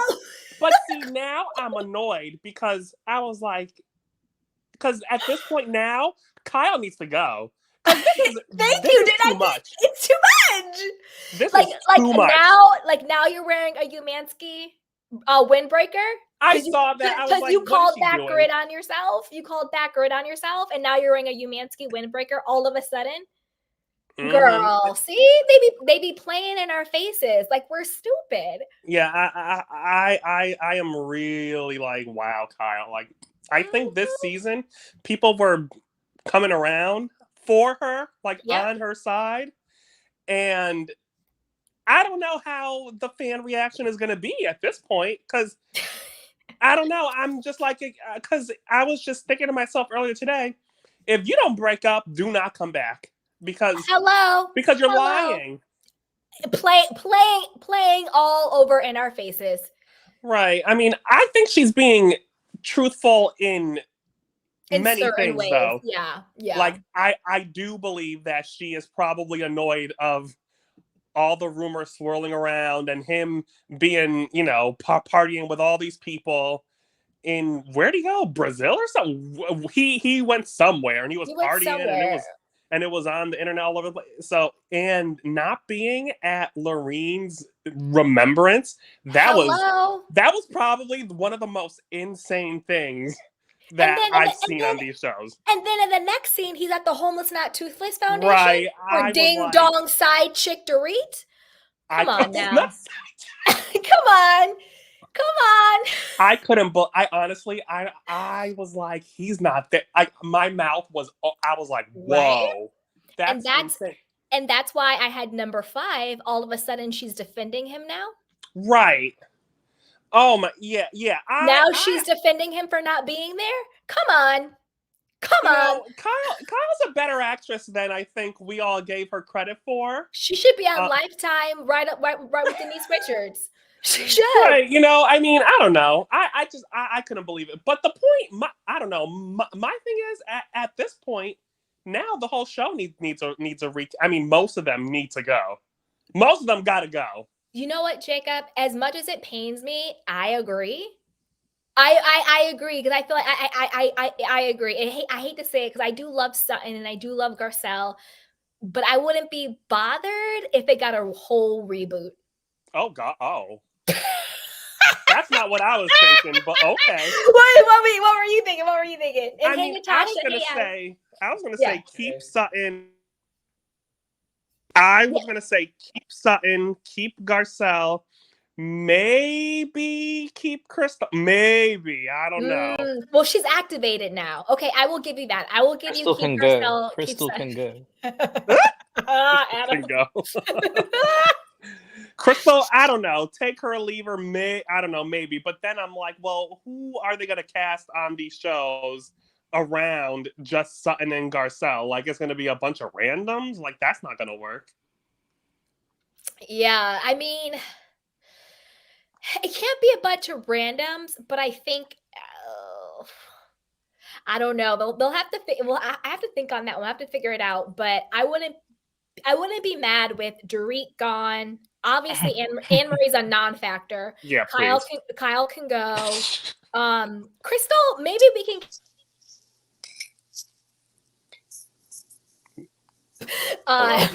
But the rest of you, I don't know. Hey, Natasha. Hey, Adam. Hi. Oh my God, have y'all seen what the latest on of Annemarie? Oh my God, Natasha, I just saw that She's accusing drunk drawing that account that basically drags everyone. Like wait, what? I'm so wait. I didn't see it. I'm sorry. I was battling the internet demons. Do you know that account, Candy? It's called Drunk Drawn. I love it. Drunk Drawn was just on Watch What Happens Live. Yeah, I didn't know that. Yes, he was on Watch What Happens Live. He was on the episode with the bartender. He was the bartender with Luann de Lesseps and with Joe Bradley. Joking Joe Bradley. And Joe Bradley. He was just on Watch What Happens Live. Well, I guess maybe an hour ago at the most, he posted a drawing of Annemarie, and she's like brolic, right? And she has a vial of testosterone around her neck.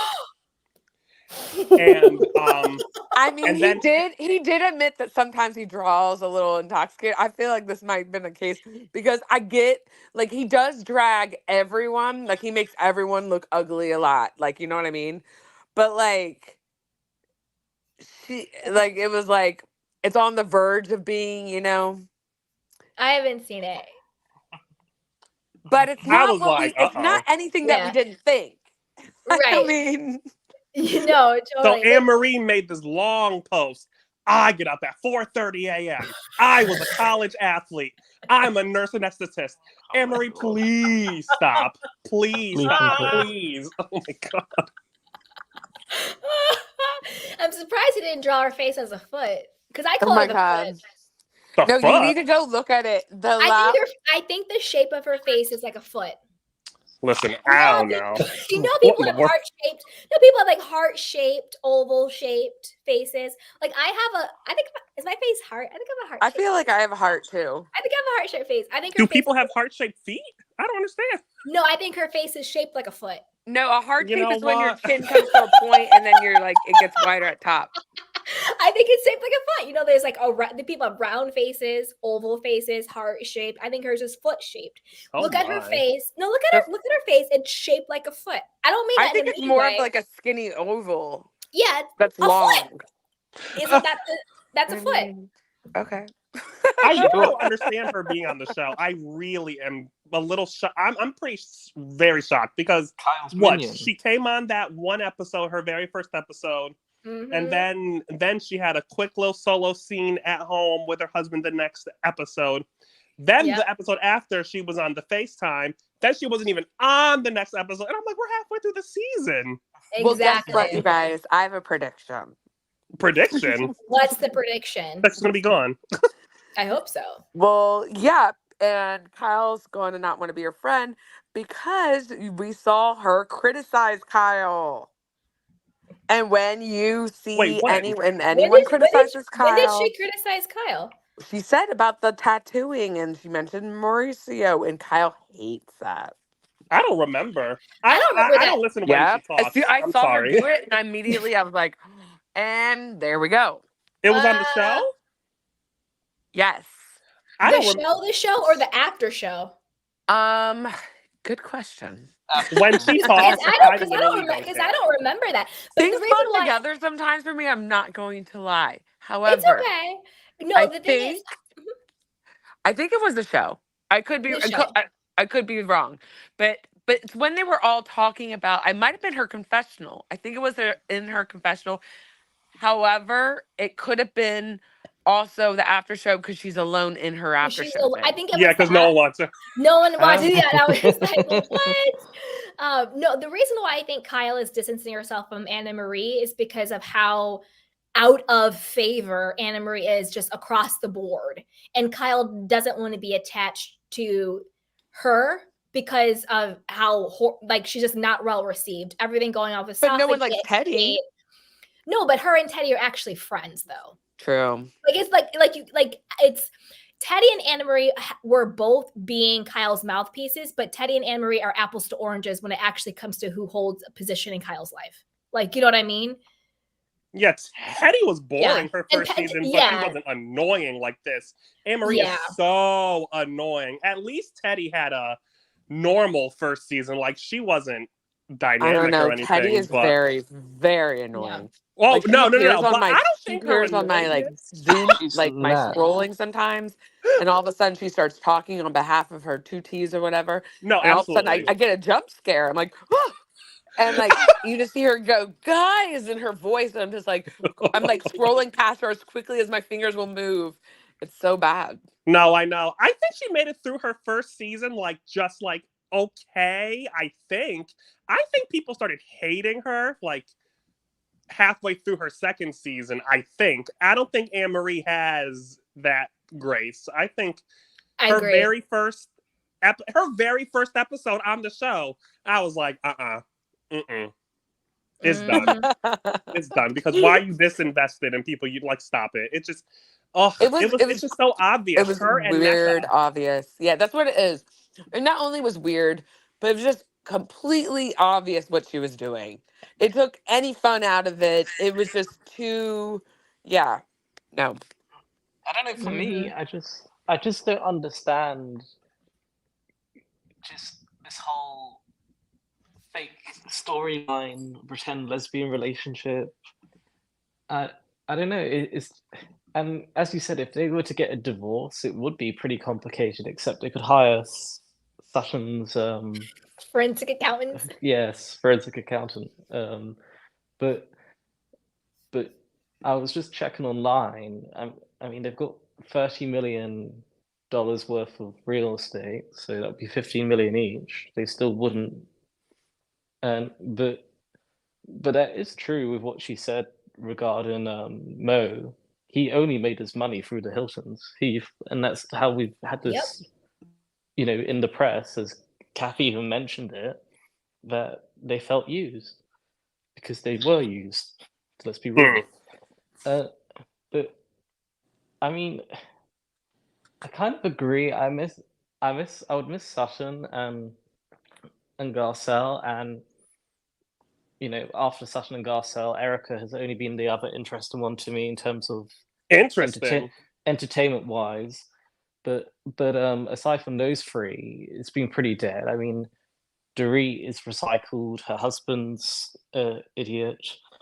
No one likes him in this country, specifically London. But because he's a joke, a clown. But Crystal needs to go. I mean, Crystal, I haven't liked her from day one. I mean, she pretty much made out that Sutton was a racist for 2 years. Crystal. True. I mean, I'd rather see the Nat for a 10-second scene than to see her as a housewife, than to see Crystal as a housewife or friend of. I just feel like we gave Crystal enough chances. I mean, do we think she said that? What Annemarie? Yeah, I don't think she said it to Annemarie. I think Annemarie either heard from someone else, maybe Kyle. But I definitely think she said something. She said that.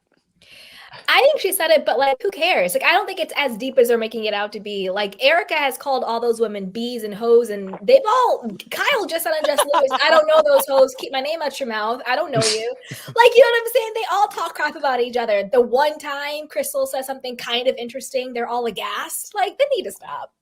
They finally activate Crystal, and then they're all like aghast. They should have activated her then. Right, they tell crap about all of them, and the moment she says one thing, they're like, we need a trial. It's like, not educated. How dare you?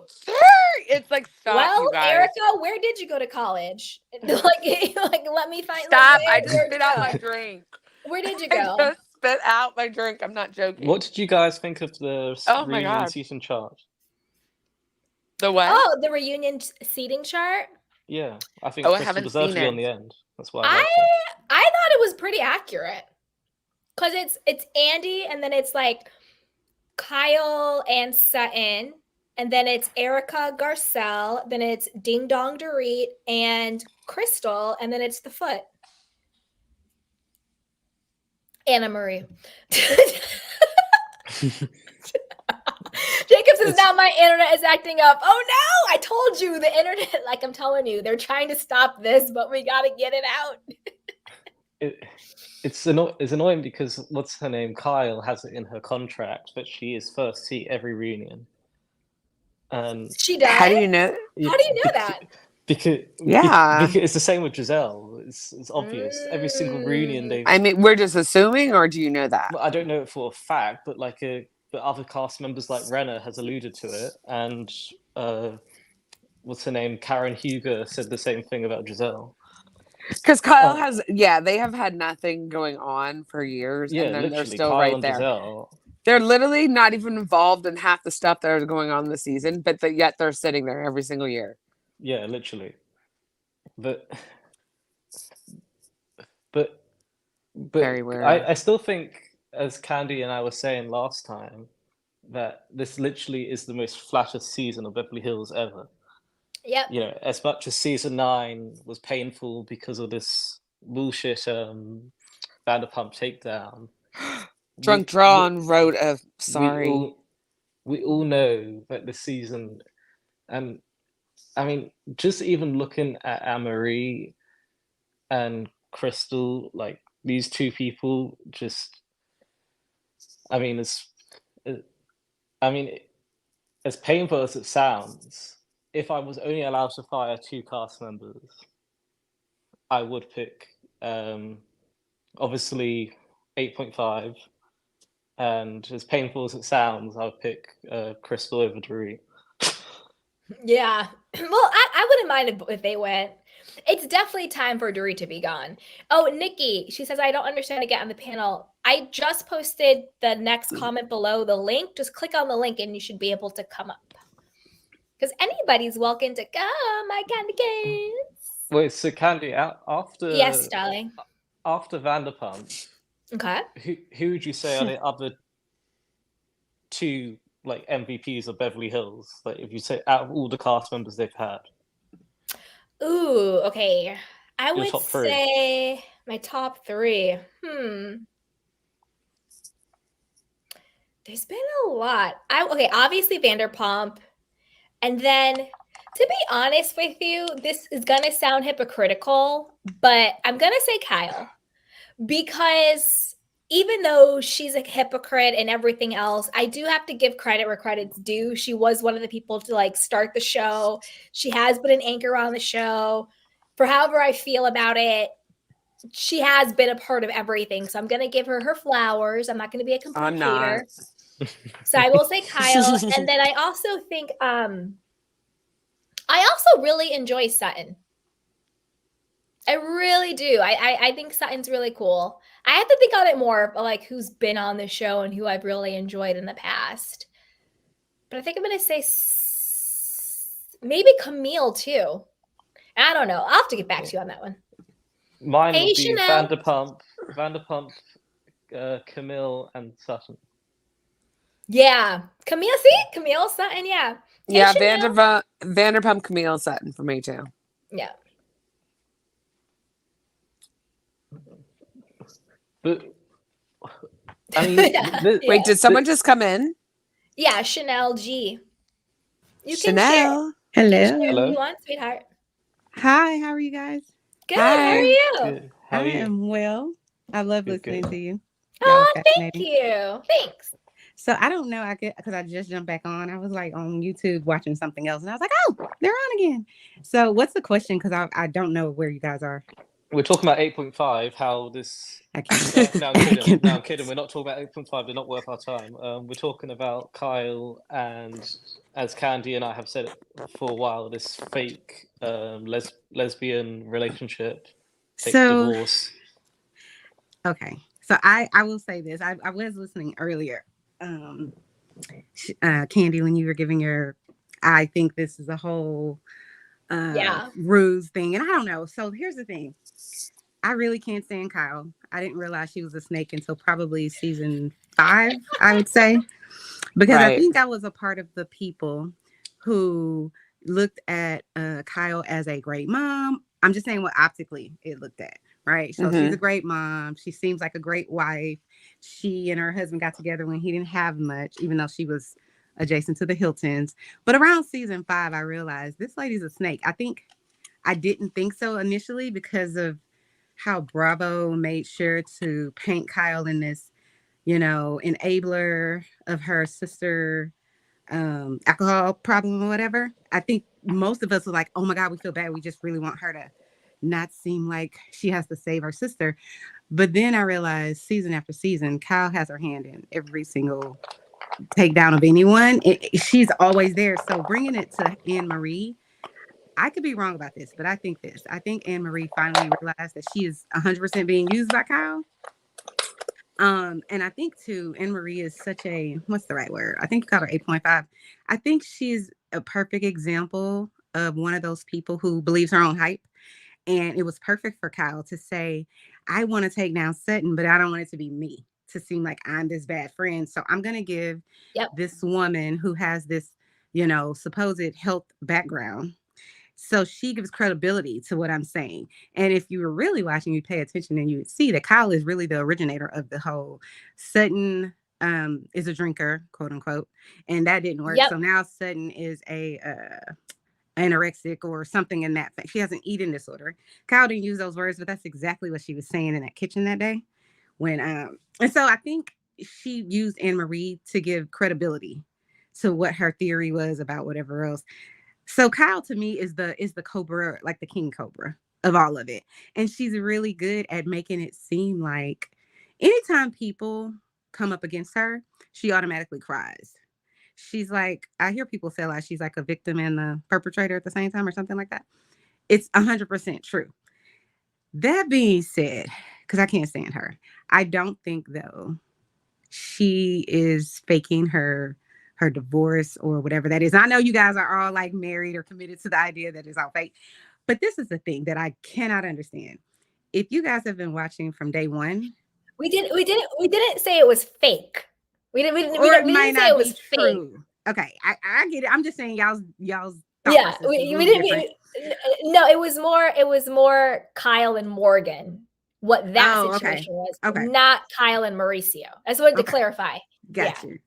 I just think this though. This is, and you guys can tell me what y'all think, but I've watched most of the Housewives hemisphere of different franchises. And Kyle is the only person that I have seen go 13 seasons without so much as a grunt at her husband. Her husband's never looked weird at her. You know how normal people who are married, you're going to get into it. I don't care how perfect your wife or your husband is. And I'm like, how does she go, 12 seasons? Never, not one time do you hear one thing, aside from the what do you call it? The rumors about him. I'm saying, how does that happen as a production company? How do you only have one housewife that is basically has a perfect relationship? So to me, I'm just kind of like, how does that work? I think that it's more sinister. I think Mauricio has had something that Kyle can't, what's the right word? She can't get over it. So to me, there's like some 23-year-old or 27-year-old that he has a baby with. That's what I think, because what would really be the reason if you've had this quote unquote perfect relationship for all these years for you to be so vocal about, I don't want to be vocal about it. I want to accuse everybody else of being vocal about how my husband's cheating on me. Because she always says, you're saying my husband's cheating on me. So I don't know that I believe that part is fake or made up. But I will say you guys are right about the Morgan. Not Morgan. I don't know that. Is her name Morgan? The country singer? Yeah, Morgan. Yeah. I'm confused because I'm like, no one. You have to sign on a dotted line to be on camera. You know what I'm saying? So it's like, if you have this woman on camera this much, meaning more than even Annemarie, more than even the paid help, so to speak, who does that on what franchise? Does the girlfriend or the boyfriend, the side person, have that much airtime? It's just ridiculous to me. So that part I do think is there's something more going on. I'm not exactly sure. I'm sorry for monopolizing your time on this, but I think you guys are fascinating. No, you didn't have to. You don't have to we yak our faces off. We were just giving you no worries. It's calm. space to talk for once. You don't have to apologize. That's for me. You're fine. But I Yeah, totally agree with basically what you're saying. I just think that I don't know. I don't know. I really think things were a little more strategic. I think she was disappointed with Kyle. I mean, I think she was disappointed with Mauricio. You're right. For Mauricio not to show up at her friend's thing, that was big. And then for him to be like reporting for duty for homeless, not toothless, like stop. I know. That's horrible. And like, and so, and then I don't know. I just really feel like, oh, this is what I want to say. Like, who is he involved with for him to get out of a U.S. like government lawsuit? Like, you know what I mean? I mean, it had to. I think one of the silent investors had to also be somebody in the government. Like, they must own like a small country or something. Not necessarily a small country, just somebody also who's because this is also the like thing. a senator or something. I A don't know. governor. In the government, I don't know if it's maybe a politician, but I think more like a different side of the government. But like because number one, Mauricio and his partner had to feel as if though what they were doing, they were untouchable. And I think the only reason why they thought they had such cover to do what they alleged because it was so did, like blazoned. Wait, hold on. So what they allegedly did is if they thought they had an ace in the hole, like someone on their side, that is what gave them cover. Because Mauricio and his company, they're known to be fraudsters and shady. So it's not like the government hired them not knowing their reputation. That's why I said I think the moment that the name of their like silent investors were about to come out, they put a kibosh on it. Because they didn't want to be exposed, either because they had a conflict of interest, like maybe they shouldn't have even been a part of it. Because remember, Mauricio and his partner allegedly it's not alleged, but I'll just say that because I don't want to get in trouble. Allegedly bought the house themselves and then flipped it and made a profit. They doubled up. So whoever was investing with them did the same exact thing. So I think one of the investors, whoever gave them the government bid, was in on it, and they didn't want to get exposed, and they had enough clout and power to get it kiboshed, because there's no way the government is going to sue you. The federal legal system is going to have it on their docket for 4 years if it wasn't credible.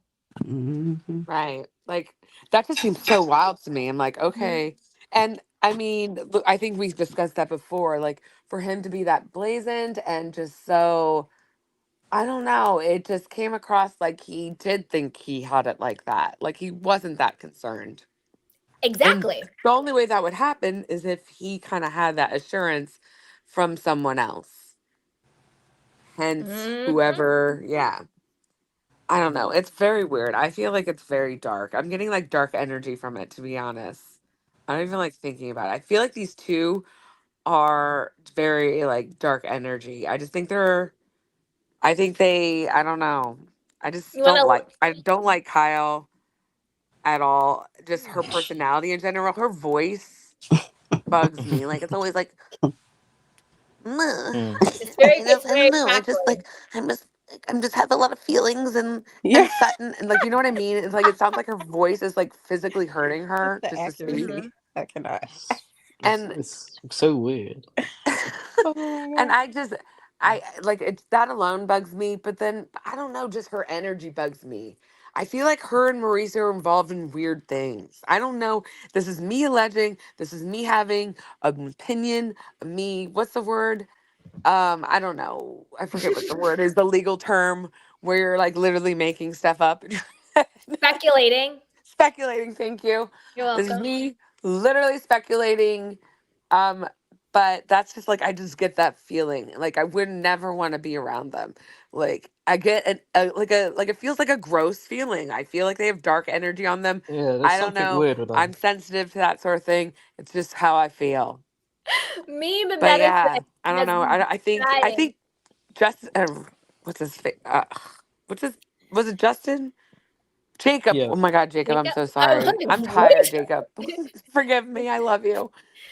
But Jacob was saying, I really feel like maybe she should go for not getting divorced, like putting us through this. I think her Right? time Like, has just. are we wrong? I think her time has Like, just this come. is too much. I think her Like, this time was has just very come to fake. an It end. seemed weird. Like, yes, you were having problems. We always knew you had problems and you were just hiding it.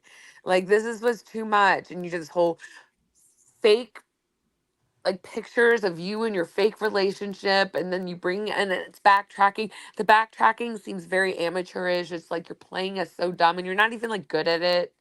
I don't know. What was I going to say? Candy. Can y'all hear me? Yeah. Bravo and Kathy Hilton just an hour ago did a joint Instagram post. Stop it. And she's going to appear at the Beverly Hills reunion for some reason. I don't really understand. That would be amazing. It's on the she and Bravo have done a joint Instagram post. I don't know what she's gonna say, but I'm here for it. Wait, who? I missed that last thing because my whole thing cut out. Kathy Hilton and Kathy Bravo Hilton. have done a joint Instagram post stating that Kathy's going to be at the reunion. Why? She's not even on the show, though. That's just weird to me. I'm excited. I'm here for it. I want her to go and be on the reunion because Kathy will read like nobody can read. I think she's going to come after Erica, probably. You know what is weird? Somehow, Erica she's the biggest snake too. Her and Kyle are very similar.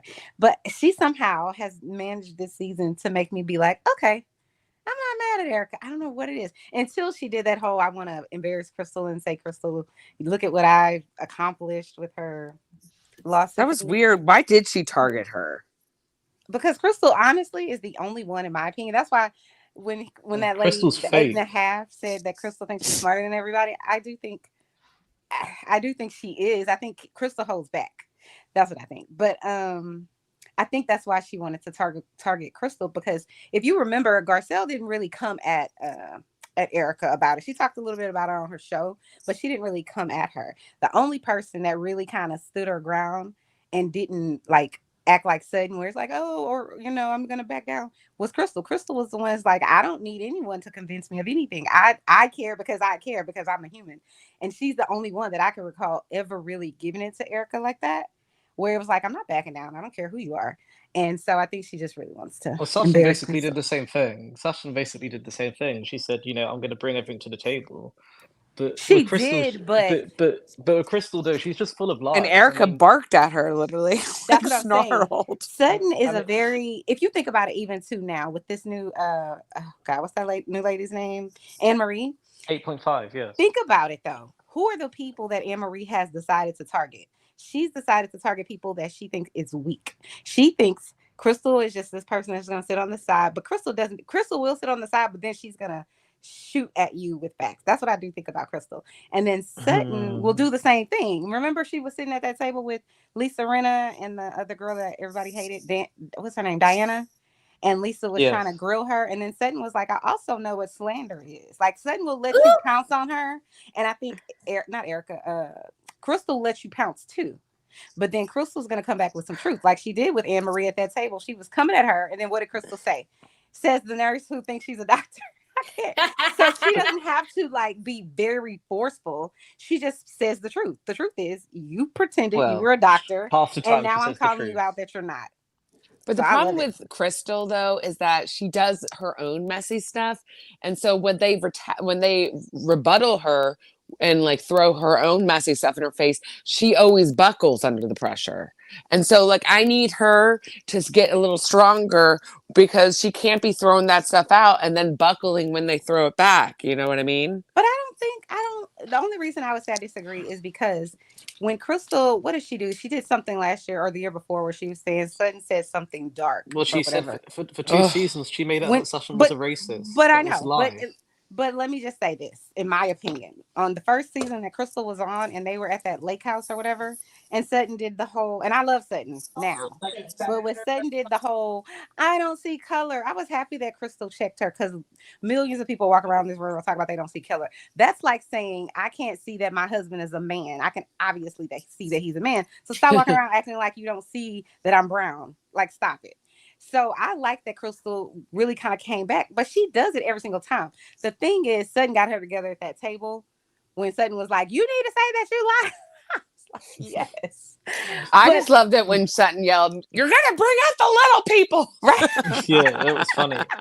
But what's it? Crystal recently did an Instagram live, and she was asked about this whole, "Oh, I'm the second largest coconut company in the world" thing, because everyone was saying, well, what I've said, which is that if that was true, you would be a billionaire. What, what are you a billionaire or are you not? And She'd have more money than her husband.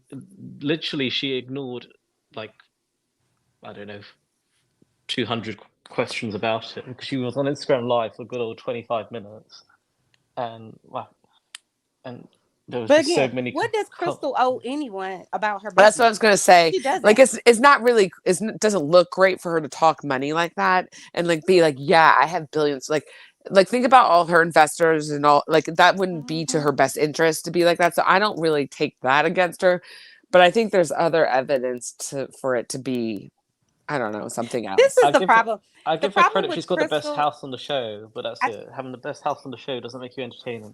But this is the thing, though. The problem I feel like Crystal has, this is my only real beef with her, is that she's an elitist. Like, she tries to act like she's not. Like, she's normal. And I have on these sale rack, what is it called? Nightgowns and all this.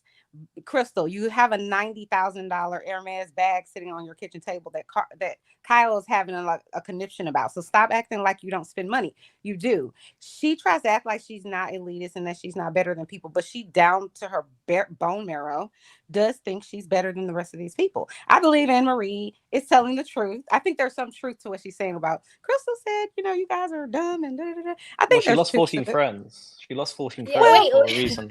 Wait, you guys. I'm going to say a couple of things real quick. That's why I actually like Crystal, because she is elitist. I'm watching The Real Housewives of Beverly Hills. I'm not watching I'm confused. I want to see somebody with a $90,000 bag. I don't want to see what. That made me laugh so hard. You better be elitist. You better have a $90,000. No, but this is the thing. That's the show we're watching. But wait, I want Dads Meets Black Barbie wants to say something. So if you want to say something, chime in. Hi, I just wanted to say hello, guys. I'm so happy to be here. Hi, Candy. Welcome to the club. I wanted to say that I agree with you guys' opinion about Dingy Dorit. I call her Dingleberry Dorit because she's just ding. Like, that's what she is. My thing, the thing I like about Sutton, even though Sutton is dingy too, there's something about Sutton. She's dingy, but she's funny with it. You know what I mean? She's just quirky. Like, she's zany. It's like, and I like that about her. I really do. So she makes the show fun, and I like the way her and Garcelle play off each other. It's so cool. What I really want to say is, I want to see the reunion, because I really hope that Garcelle goes in on Kyle. I want her to go in on her, because I remember when Kyle and Mauricio, he's never gonna do that. I'll never forget when they were laughing about her son. I know. I'll never forget that. When I tell you Mauricio, he was laughing like that sadistic laugh, like good for you. I'm glad you got it. And Kyle was all down with it. I just want her to come for Kyle. I really do. I don't know what it is about Kyle, but it's like you said, like the young lady says in season 5, she's shady. She's shady. Yep. And Lisa Vanderpump said it best. She said, you got what you wanted, Kyle. She said the same thing that you're doing with me, karma.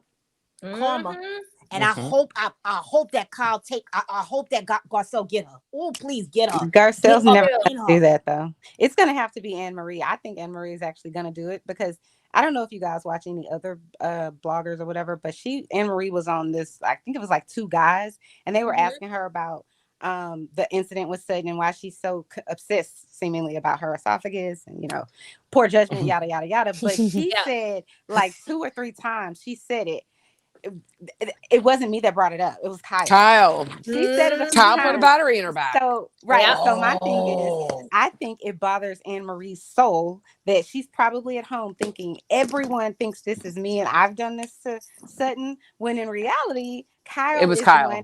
And then this is the thing that really bothers my soul, is that Kyle gets on the after show and she's like, I don't know why Annemarie was still talking about that. The lies. Girl, stop it. You That's what I mean. At one Kyle, point, Kyle looked over and reminded her. She was the esophagus. Right. She reminded her. But this is the thing. This is the thing, though. Annemarie signed up to be Kyle's mouthpiece. Correct. So don't, and Annemarie, you know who Kyle is. Like, you know, like, so don't be surprised when you hang out with snakes and you get bit by a snake. You know who you're hanging out with. So don't be mad, Annemarie, that you got bit by a snake, because you had no problem rolling with the snake. She raised her hand and said, I will be your mouthpiece. Get me on the show. She knew what she signed up for. So Annemarie, girl, bye. Miss me all day. Chocolate Chunks, thank you so much for being a member for 9 months. That is amazing. Thank you. Chocolate Chunks says, Candy, are you doing a recap of this week's Real Housewives of Beverly Hills? Yes, and yes, we will be doing it, guys. We'll be doing it. I didn't do a recap of this week because I was working on this deep dive, but I have some more stories for Beverly Hills too, but we could definitely do a recap. So thank you so much, Chocolate Chunks. And I appreciate you for being a channel member. You always hold me down. You always show up, and I really appreciate you. And speaking of appreciation, I'm so excited for Chanel and Dats to be here. My OG, Natasha, Adam, you guys know I love you. And thank you for Candy, newbies coming up and talking. Like, Candy, yes. I want to say you are the realest, like one of the realest bloggers on here, man. I said I got to sign up for this girl. She's good, man. I like her. I like your whole style, how you do it. And you're not disrespectful about it. Like you show facts, but you're not disrespectful. A lot of these people, like the Deneva, I tried to watch him, but he's ruthless. He's ruthless. I don't like the way he talk. Oh no, he disrespectful. The way he spoke about the way he speaks about Black women in particular, but or in general, but dark-skinned Black women in particular, I couldn't with him.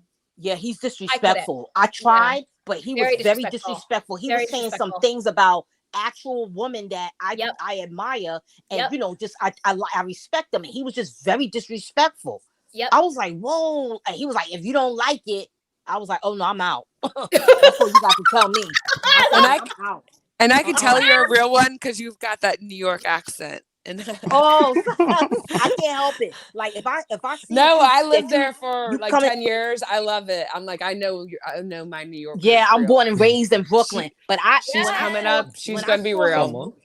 I you know, he said keep it real with him. So when he started talking, I said, whoa. I was like, well, excuse me, Charles. And he was like, oh, you ain't got to call me. He got mad. He got mad at me. He was like, you ain't got to call me by my government name. I said, well, that's your name.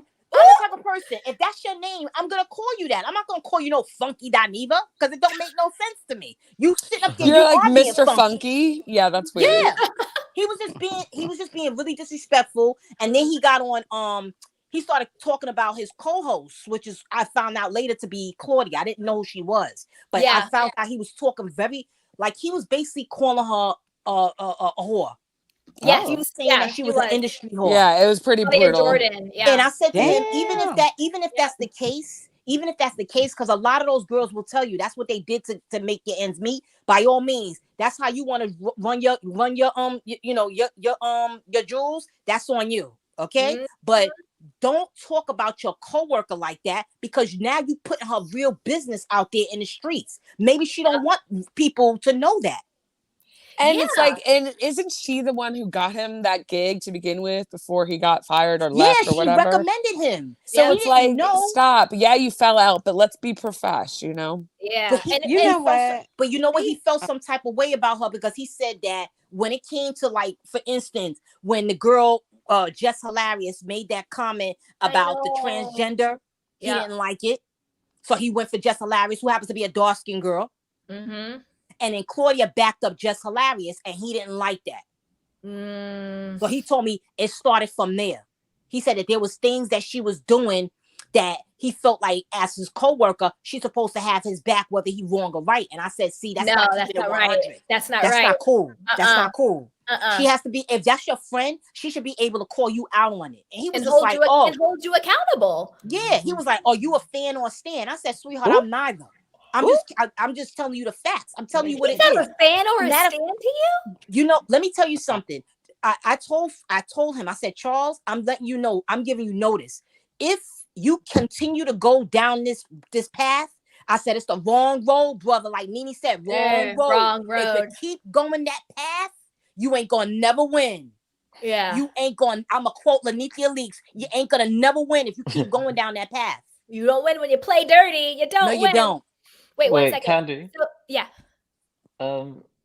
So hypothetically. Wait, 1 second, Adam. Wait, 1 second, sweetheart. Just 1 second. So Janet said, wait, who are you guys talking about? Amy says, who? We're talking about Funky Dineva. So usually I don't talk about other content creators at all. I'm sorry. But, no, wait, Dad. But since Funky Dineva has transitioned, he is a public figure as well. He is in that reality world. So I'm okay with it, just commenting on it. But if it was like another just YouTuber, then I wouldn't. But that's continue because what you're saying, he's a part of that world, so he's kind of crossed over into that. To me, it's like, okay, you see what I'm saying? Because because when he was speaking on it, a lot of the stuff he was saying, I was just like, I get he might be mad at certain things, but like I told him, the way I do it, how I do with my friends.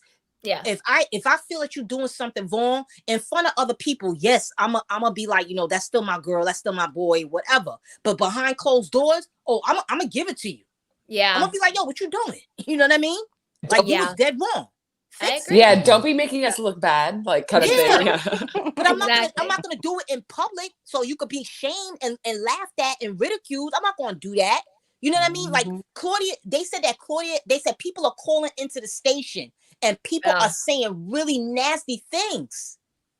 Yeah, and the thing when it comes to Claudia and stuff and that stuff in general, I always think of it more as trauma with women, and it's not so much that she was like a hoe or whatever. I think it's almost like not trafficking per se, but it's like I don't know how to say it in the right way. SA, me neither. Yeah, I look at women coercion. I look at women who have been put in certain situations more as victims than as hoes.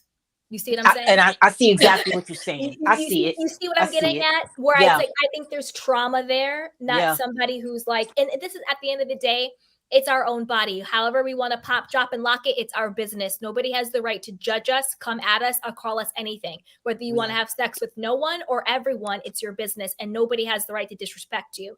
But I think usually in the industry, it's usually more trauma. It's usually more coercion. It's usually more a victim-y than it is somebody just trying to like hoe themselves. You know what I'm saying? I get that. I get that. And I see it. I see that. I understand like they're trying to make a living. They're trying to survive. They're trying to survive. And when every time they try to get back up, somebody shoots them down and they say, if you want to do this, and usually the power dynamic is very, very like crazy.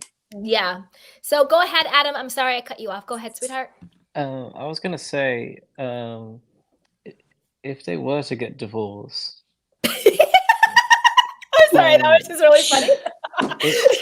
Are we talking about Kyle again? Yeah, that's why we're laughing. I'm dead. Adam has a point, and Adam's like, so anyway, so Kyle and Mauricio. Yeah. Sorry, Adam. Let's be clear. This is really about what I want to talk about. I'm dead. I love it. Go ahead, Adam. If they were to get divorced, do you think viewers would actually be on her side because she's such a narcissist as it is? But then again, so is he. They're both narcissists. Like, what do you think the viewers would actually think? I honestly, and this sounds bad because I'm usually just by default pro woman. I know what you're gonna say. I actually think they're gonna kind of be like, free Mauricio, because for the first time in Kyle's history of life, her edit hasn't been sympathetic to her. Even though this might be the one time she actually should have more sympathy towards her, we just kind of see her snapping at him, being mad at him, running in the streets with Morgan Wade, and he actually looks more like a deer in headlights. Like even Erica was like, Mauricio just looks so confused. Like he actually got the edit. He genuinely did. Where he looks so confused, like a deer in headlights. He's like, what happened to my love bean? Like he doesn't know what the hell's going on. So honestly, the way the narrative had gone, I think people are going to be like, free Mauricio at this point. Because to be honest with you, when men cheat or have a history of cheating, it's kind of like like what? Like we live in a patriarchy. Like it's not that deep. But for Kyle to be out here flipping it, dipping it, and doing it with Morgan and popping off at him and going off the deep end and Ozempic world, whatever, it's very different. And I think right now, the majority of the people are in Mauricio's corner than her corner, which is again why I think point number 2, her divorce storyline was a flop. I don't think she really wants to go through it anymore because she's not getting the narrative and the read that she usually gets. I think that, can I just say, I think yes. Okay, so I respectfully disagree on okay, go ahead. No, go ahead.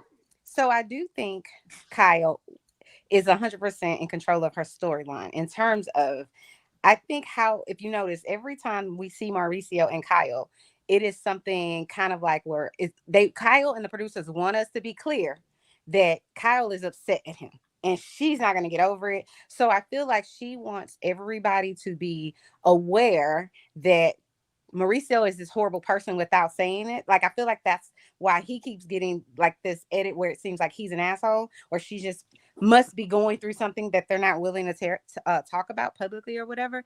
I think it's Kyle's way of, whenever I do divorce this man, if that happens, or whenever I do go out here and cheat with the country singer, no one will be shocked, because I do think if they gave her this great edit or him this great edit again, and then all of a sudden we were seeing her with this lady, everybody would be like, oh, Kyle is ruining her marriage. Kyle wants the world to know that Mauricio ruined their marriage. I don't think it's the other way around, but I can't trust Kyle anyways because she's a snake. But I will say this. I think that this marriage has been over for at least 2 years. And I think Kyle wants it to be over, but she wants it to be over on her terms. And I think her terms are, I don't want the world to look at me and say I ruined my marriage. I want the world to look at me and say he did, which is why I think they play that clip where she says, or Mauricio says something about, for you, finally, it's talking about you being cheating or something like that. I don't remember exactly what it was. And then Kyle's response was, yeah, for once it's me. You know what I'm saying? And I just think that she wants to paint him as this person who destroyed their marriage, but we're not going to really tell you exactly what it was, but we're just going to say I'm hurt and I'm stressed out and that's why I have to eat nothing and exercise 24/7. I think that's what she's saying. Word on the street is Mauricio was doing Kyle dirty in the last 2 years. Exactly. And if Kyle wanted the woe is me, I'm the person who's been wronged and he's the bad guy, then it's actually the opposite of what you just said. She would double down on, you're the one cheating. Everyone says you're cheating. Mauricio has been cheating rumors for like the last decade and a half. She wouldn't double down on, I'm now the one since literally season 1. But here's the thing though. Think about how Kyle moves. But think about how Kyle moves. Even in this season, we all know, everybody that's intelligent can see that Kyle has made it a point to continuously say to Sutton, you know, what are you trying to say? Are you saying something about my marriage? She's continuously the person to, like what she's doing with the 8.5 girl. It's like, I'm going to send her out there. I was just going to say that. But I'm not. It's the same tactic. Myself. She's doing the same thing with this marriage situation, which is, I want to put out getting there other people to say it. Correct. So when she leaves, if she leaves, which I don't think she really will, but if she wants to finally say, you know what, I'm done, she'll have a subset of people who watch this show thinking this man has done her wrong and it's good for her to finally stand up for herself, which I don't think is true. I think if they are separated and she really does hate him or whatever the case is, I think Kyle doesn't allow things to happen or be shown on this show unless she wants to. Yeah, and I think she's invested in this idea. I'm not saying it's true, but I think she's invested in this idea that if I'm going to get out of this marriage, I don't want to be what society deems. We have a toxic conditioning, right? So when women do something foul, or even if they don't, anytime a married couple gets a divorce, this is what happens. People say, oh, well, she should have been doing X, Y, Z. And if you don't, another man will. That's toxic conditioning. That's making women think, if I leave this marriage at all, then I haven't done anything. And the man could still be fucking around. Sorry, excuse me. He could still be doing the most, but he has to be only doing the most because his wife wasn't doing what she needed to do. Do you see what I'm saying? It's like I see what you're saying, but I agree with that point in general, but I don't see how that actually applies to Kyle, because Kyle isn't at least on the show, isn't doing what you would typically think a wife would be doing if she wanted to do everything to keep her man. She is out here yelling at him, being mean to him, telling him she's going to leave and do what she wants to do. Taunting his mother. Getting another woman's name tattooed on her body, tattooing her name on his body, disrespecting his mother on camera in front of the face. She's doing the opposite of all of that. And I think she's sick of Mauricio's crap. I think she's sick of his crap. I think she's doing all of that. But the thing is, she's not getting the read that she thought she was going to get, because the majority of the people are not sympathetic to Kyle. The majority of the people are actually more sympathetic to Mauricio. Yeah, the reason why it's not landing. If that was her master plan, it's not landing the way she thought it was going to land, because she's doing actually the opposite of that. Because she's delusional. You would think that if she was like, "Oh, I'm doing everything I can to keep him for the public eye, so when I break up with him, no one can blame me." Well, then she would be like, "Hey, baby, I made." She would be. I made you this apple pie. She would be Lisa from The Real Housewives of Miami. Let's spend time together. I'm dressing up in lingerie for you. I cooked you this meal. Like, she would be doing all of the typical sexy housewife things that women do when they want to keep the man. I got so skinny for you. I'm working out for you. But she's basically like, I'm out. I'm doing me. See ya. I'm going to go work out with Morgan. I'm going to get tattooed on her. She's actually doing the opposite of what it would look like if you were trying to save your marriage, if you want it to look like that he was bad. I think she thinks she's making him look bad, but it's not landing that way for the majority of people. Exactly. Now, I think I was Garcelle. It almost seems like she was trying both tactics. Sorry. Yeah, I think she just is going through something and is lashing out. I think Kyle, she's never been my favorite housewife from her personality, but from a woman to woman and from a human to human, I do still have compassion for her, because I do think when her friend unfortunately left this world by her own hand, I do think that really snapped something inside of her. I do think she really was going through a lot of grief, a lot of identity crisis, midlife crisis, whatever you want to call it. And I think that she thought Mauricio was going to be there for her in a bigger way. But for Mauricio, it was just business as usual. He didn't feel the loss the way she felt the loss. So he just kept doing life. And she's like, wait a minute. My friend just took her own life. I need you. Where are you? And he's booked and busy. He's doing a Netflix show. He's doing the agency. He's doing his side chicks and mistresses. He's traveling everywhere. I think Mauricio was just business as usual, booked and busy doing him. And Kyle usually is just right there to ride along with him, because she said it herself in the confessional. She said, I want to be around people who appreciate me. Kyle has been acting like a woman who did not feel seen, validated. And the number one thing to make any relationship work is that each person needs to feel appreciated. Absolutely. She did not feel appreciated, and that's why she was losing her damn mind out here doing Ozempic and Morgan and this and that and the third. She was doing everything that was attention seeking. Pay attention to me. Stay with me. Yes. And then you also see on the show, she's like, well, I'm going to Spain or wherever they're going, because he does that. He doesn't give me a heads up.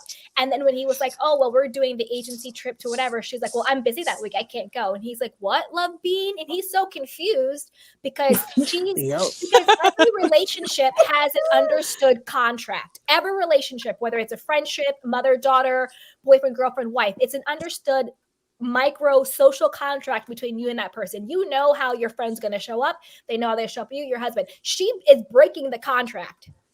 She's my goodness. You ain't lying, girl. Right? She's breaking the contract. And he's like, wait a minute. I didn't say we could renegotiate the terms of our relationship.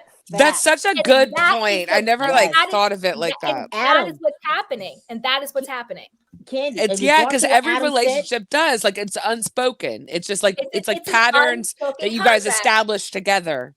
Exactly. And she is breaking the contract. She's saying, I need more. And he's saying, right now, I don't know if I can give you more. And that is the breakdown of the relationship. But she wasn't able to articulate that, because when you are in crisis, because she has been in crisis. If you're she's not the most emotionally mature person to begin with. I don't. You could be Gandhi. You could be Gandhi. If your childhood best friend takes their life, that's going to have an effect on you. I don't care who you are. That's going to have an effect. Sure. So, and I think when you are in crisis, because she has been in crisis, my heart goes out to her. I'll clown her for like her persona, but when it comes to like real life, my heart goes out to her. That's a horrible thing to have happen. I think she really was in crisis. And when you are in crisis and you're grieving and you have trauma, you do exactly what she did. It's actually textbook. You act out, you have angry bursts, you overdrink or you underdrink, you overeat or you undereat, you do all these weird life changes, you ice people out, you hang out people you wouldn't normally hang out with. It's all very typical behavior of someone who has gone through a trauma. No matter what that trauma is, people who have been SA'd or people who have been abused or hurt, or people who have had, near-death experience, whatever the trauma is, a lot of them, it shakes up your sense of self and it shakes up your identity. And I think that's really what was going on with Kyle. I know, but Adam, to what I'm you sure said, she's... Adam, I'm so sorry. Adam, to what you said, do you think that if at the reunion, do you think it would be fair if Sutton or Garcelle say, Kyle, what's going on with you and Mauricio? Like, you know how when they have the husbands on the show with them? Do you think it would be appropriate for if they would ask her that? Like, how's your marriage? Of course. Because it wasn't looking good in the beginning.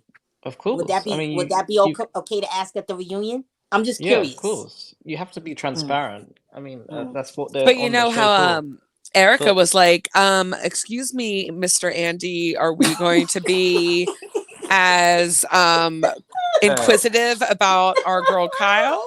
Oh yeah, Erica. And he was like, I'm sorry, what? And she's like, and it was literally out of nowhere. They weren't even talking about it. Yeah, and he was like, what do you mean? And she's like, I don't know, like I was eviscerated and I just want to make sure. And everyone was like, we were literally not talking about this at all, but okay. And she was like, I just want to make sure. I love her and all, but fair is fair. Yeah, the reason why I asked the question in the first place was because, as we've discussed in the past, with the production company of Beverly Hills, Kyle is literally friends with these people. They're not just colleagues or whatever. She's taken them to her Aspen house. They go on a holiday, and they will do whatever in their power to make her look good.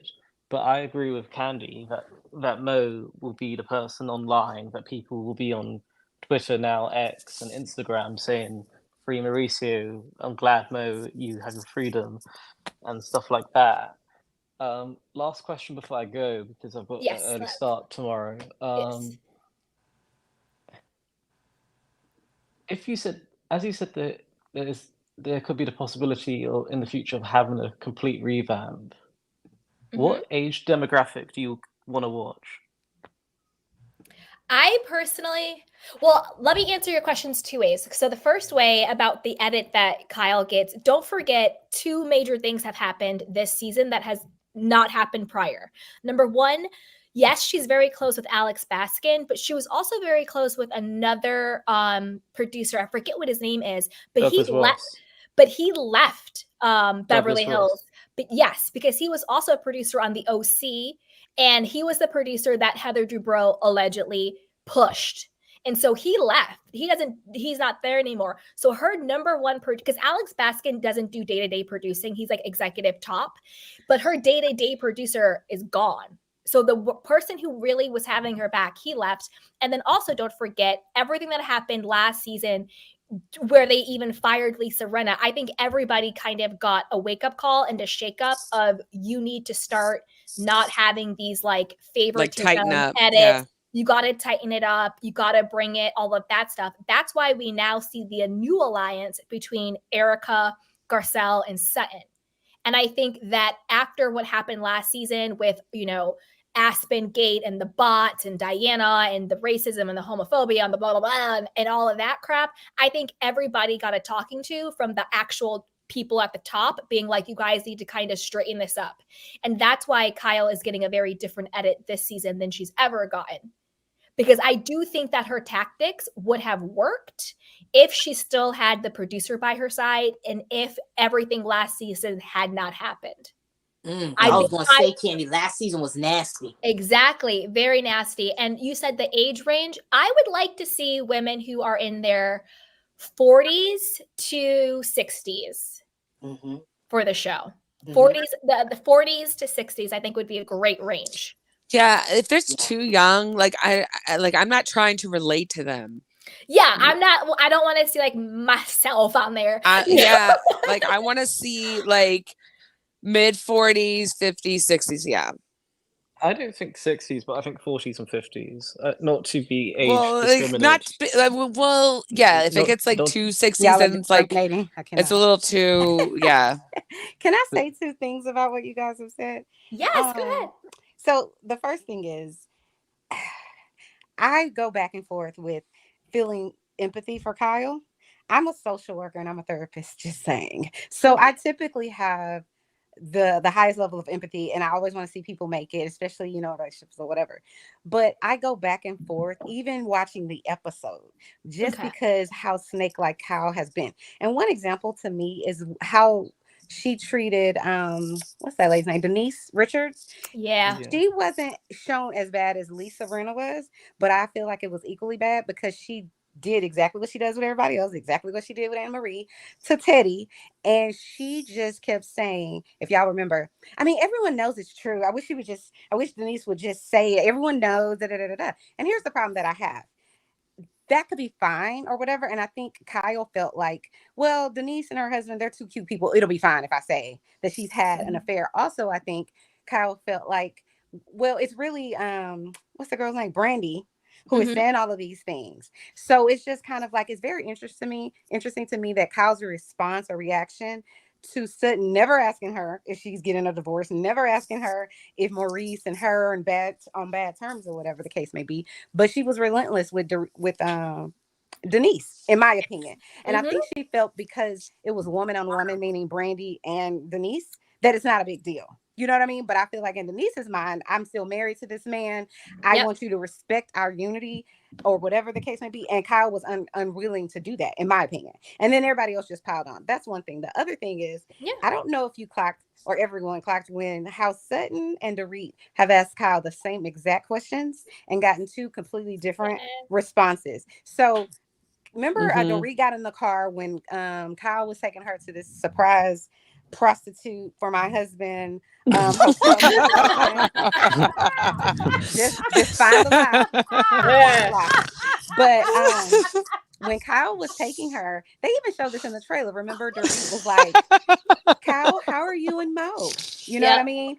And so did Sutton not ask? She never mentioned Mauricio's name, but Sutton continuously asked, how are you doing? What's going on? Because I don't think Sutton really wants to be the girl. I think she wants, just like Kyle, she wants you to be the one that says X, Y, and Z about her marriage. She doesn't want to say it. But yet you sat over there all that time just dogging Denise and a whole bunch of other people. Let's not get it twisted. So to me, I have a hard time with feeling empathy because on one hand, I'll feel so much empathy and I'm like, oh, I'm so sorry because I'm married, right? I will be married for 18 years in a few months. So congrats. So thank you. So I understand how things can ebb and flow.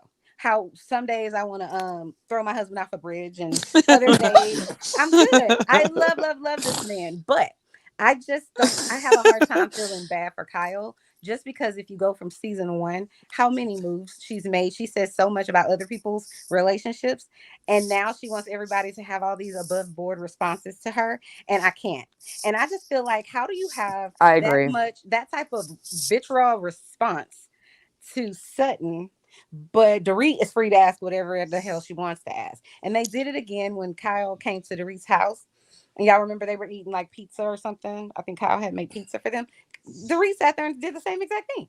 Well, Kyle, what's going on with your relationship? And then I'm just like, girl, stop it. So why can't Sutton get that same response? You know what I'm saying?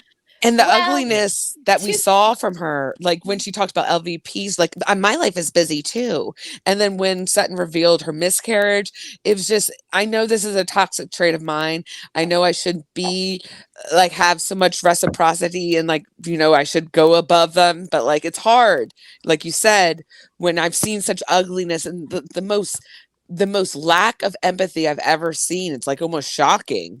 And for me to now give that to her, Like, I'm not wishing her the worst, but it's difficult for me to wish her the best, if that makes sense. Yeah, I would say to that, I would say I when it comes to the loss of her friend, I do have empathy and compassion. Oh yeah, absolutely. But I don't wish that on anyone. To the Denise thing, I actually don't believe the Denise and Brandy thing. I think that was a lie. I think that Brandy was going to do whatever Brandy had to do to get back on the show. I think she made a pact with the devil. And by the devil, I mean Lisa Rinna and Kyle Richards. I think that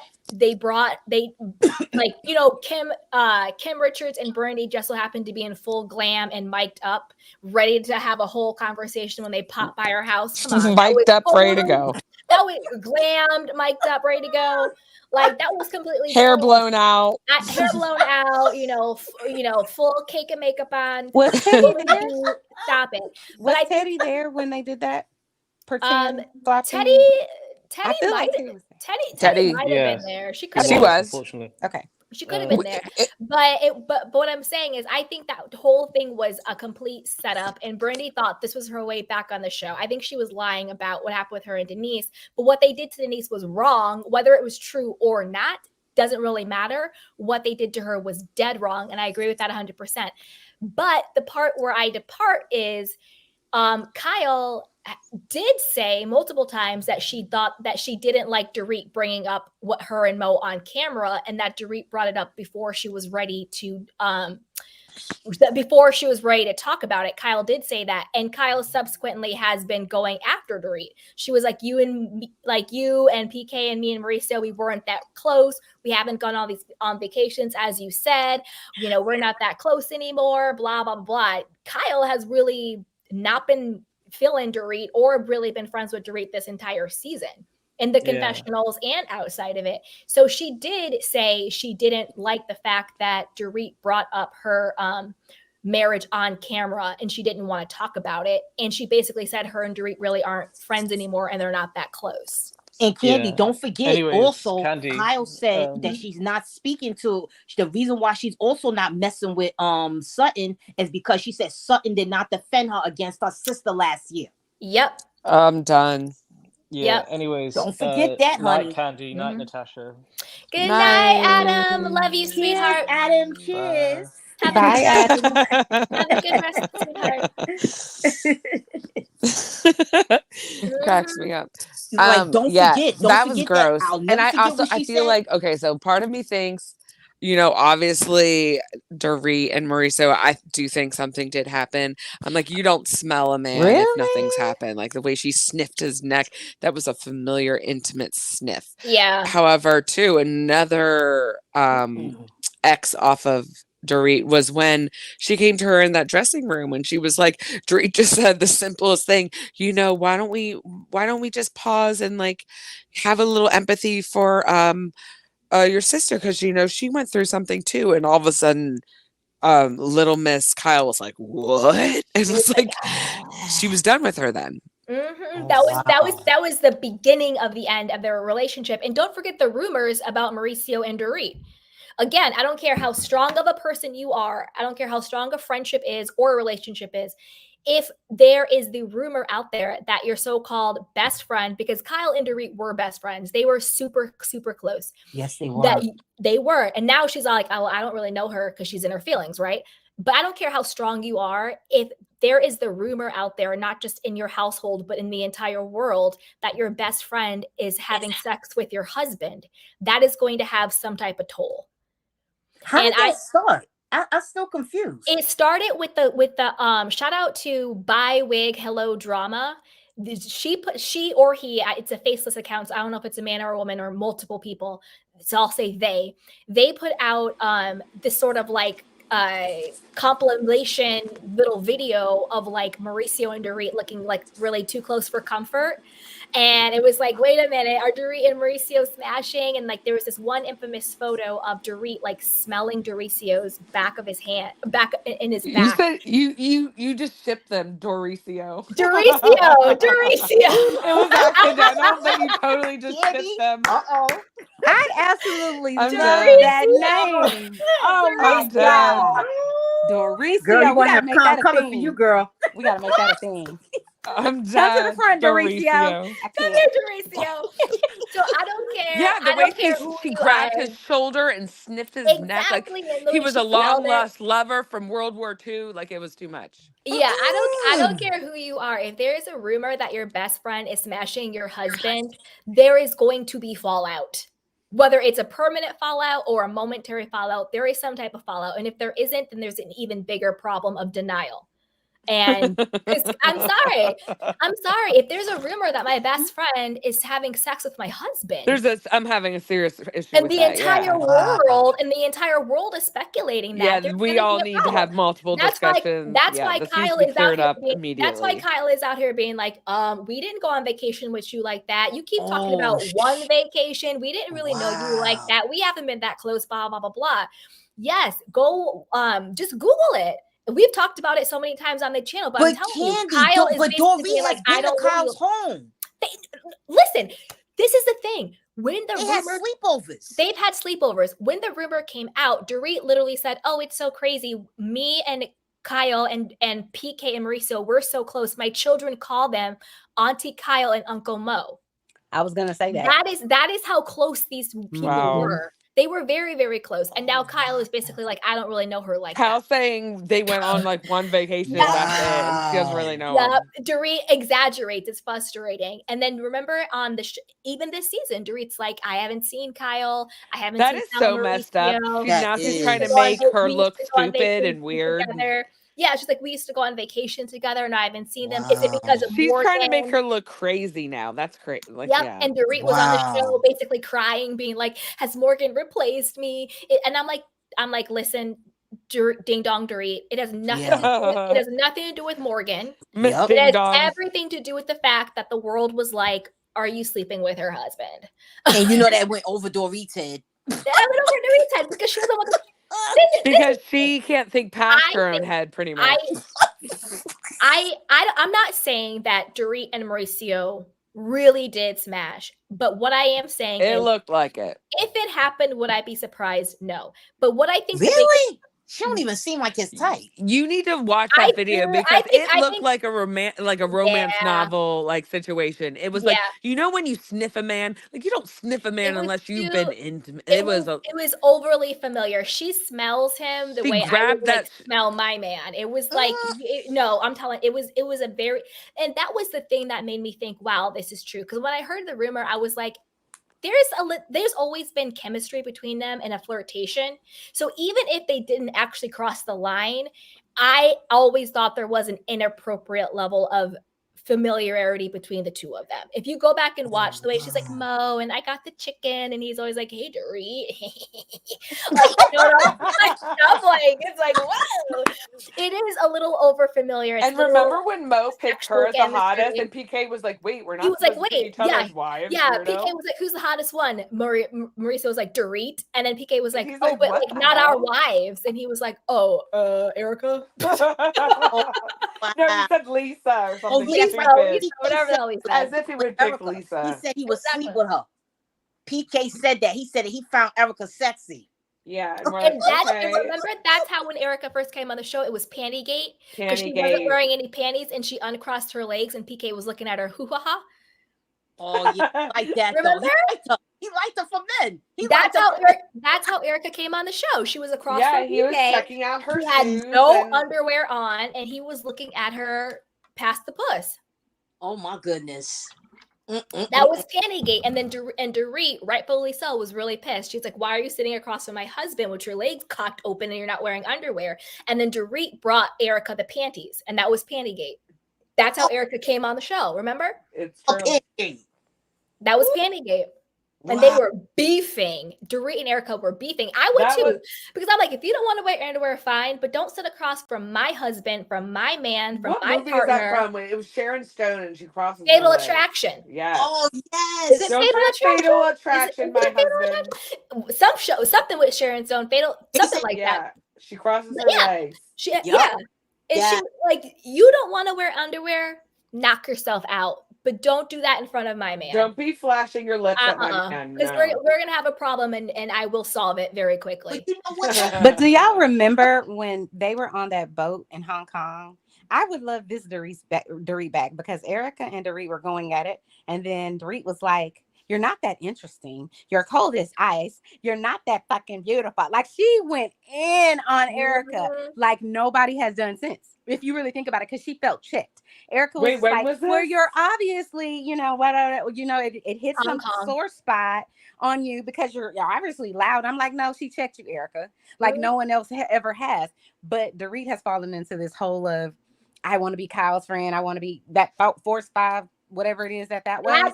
That's what She's ruined so loyal to it that it's killing her. And she also didn't want her own stuff exposed too. Correct. And so I'm like, what is that? What is the Force 5? I don't understand that. They're just saying we cool people and we're gonna stick together no matter what on this show. Well, they came together with it's like Heather Gay said on the Salt Lake City reunion. Nothing unites people more than a common enemy. So the faux Fox 5 came together to get Lisa Vanderpump off the show. That's what they came together to do. And then when Lisa Vanderpump's brother unfortunately passed away and she was at her weakest, that's when they pounced. And the faux Fox 5 was Lisa Rinna, Kyle Richards, Erica Jane Girardi, Ding Dong Dorit, and Teddy Mellencamp. And they all came together with a common goal against their quote common enemy, which was Lisa Vanderpump, to get her off the show. And then that's when they came back and did the Mean Girls of Beverly Hills, and they attacked Lisa when she was grieving the death of her brother. And then right after her brother died, her mother passed away too. So she was grieving both because her brother unfortunately died by his own hand or whatever the case may be. Yeah, I got you. And then the mother probably died, I'm guessing died from grief to lose a child that way. Her mother died very soon after the brother did. So Lisa was grieving the death of both her brother and her mother, and the women were treating her like that. And Kyle, you know what Kyle said to Lisa Vanderpump? We've all got stuff going on. Why did they do that to Lisa at her time? Jealousy is a hell of a disease. Get well soon. Was that Lisa Barlow on Salt Lake City? Is that her tagline? Jealous. And that's when the whole temperature of the show changed. That's when Dorit fell in line. That's when everybody fell in line, and they never went against each other, and they only went against the people that they thought was an enemy against the faux Fox 5. But that's why this season you see it change because Lisa Rinna got fired. They'll say on the reunion that they have a chat that she's not a part of. What's she talking about? Wait, what'd you say? I'm so sorry. Say that one more time. On the reunion last year that they have a chat that she's not privy to. That's what she's talking about. They all have a pack in this quote Full Fox 5 group chat. So in the group chat and in the pact, they decide storylines, narratives, what they're going to say, who are they going to say it about, and Sutton's not a part of it. Crystal's not a part of it. Garcelle, that's what Garcelle was talking about. She's like, they all have a pact that I'm not privy to, I'm not a part of. That's what she was talking about. And that's the reason why Erica and Garcelle weren't friends. Because I always said from jump, Erica actually really likes Garcelle. I think she thinks Garcelle is cool. I think she thinks she wants to be Garcelle's that girl and she really wants to be friends with her. But she couldn't go against the pact. She couldn't go against that alliance. But then once Lisa Rinna got fired, now Lisa or Erica and Garcelle are they're bosom buddies. Last episode, they were talking about, a threesome, tag teaming that guy. Literally, Garcelle was like, I'll take him down. I'll tag team him with you, whatever she said. And Erica was like, anytime you want. Erica said, you go first, I'll go next. Like, they are all friends now. They're all cool and kikiing. Can I say one thing? Erica broke the pact? Oh. Well, the pact got broken because Lisa Rinna got fired. Oh, no. So that's what broke up the faux Fox 5. Teddy Mellencamp got fired, but she was never like one of the head ones. But the fact that they got rid of Lisa Rinna broke up the faux Fox 5. And then with Kyle and Dorit beefing over Mauricio cheating rumors, because that's the truth of the matter. Kyle can blame it on Kathy reunion all she wants, but I'm a woman. I know you beefing with Dorit because everybody thinks she smashed her husband. Let's just call a thing a thing. At the end of the day, as a woman, that's why you're pissed at her. It has nothing to do with Kathy. You're pissed at her because the world thinks she smashed her husband. As a woman, my gut, that's why you're mad at her. So do you think, Erica, you think that Erica Sutton and Garcelle are forming an alliance against Kyle? Yes. Yes, I actually have a whole video on it. I did 5 signs that Garcelle and Erica secretly want Kyle gone, and I broke down all of this stuff. And I think, and they're the new trio. Because remember a couple episodes ago, Garcelle asked Erica to dinner, and then she had her surprise guest come, and it was Sutton. And they're all taking shots and laughing, kikiing. And Garcelle said, "Oh, this makes a good trio." They had a That's the new alliance. And then the last episode, Garcelle and Sutton and Erica, they're kikiing. Erica is in the confessional talking about being Sutton's best friend. Like, oh, I guess I'm the best friend for Sutton because I won the game and all this stuff. Since when would Erica say she's a best friend with Sutton? That's the new alliance. And then that's why you had Erica on Watch What Happens Live talking about, Andy, you need to eviscerate Kyle. When have you ever heard Erica speak against Kyle? Ever. Never. And now you have her on there talking about you need to eviscerate her because she has a new alliance. Got it. So Erica felt some type of way when Kyle was sitting up there coming for her for that whole lawsuit thing. Yeah. Yeah, and then also the tide, and like I said, if last season had not happened the way it did, I think the alliance would still be there. But the whole Fox Spies 4 has pretty much broken up. So now they're trying to figure out every man for themselves because the tide has shifted. Kyle no longer is the anchor of the show the way she has been for the last 12 years because she's fallen out with Dorit. She's beefing with Sutton. Garcelle doesn't respect her. She's always beefing with Kyle. Erica is now being like, eviscerate her. She thought Annemarie would be her mouthpiece. That blew up in her face. Kyle doesn't really have, she's almost like on an island now. Like, who does Kyle really have in her corner like that? You know? And now the real anchor, I think, is Garcelle. I think the fan favorite is Sutton. And I think the new alliance is Garcelle, Sutton, and Erica.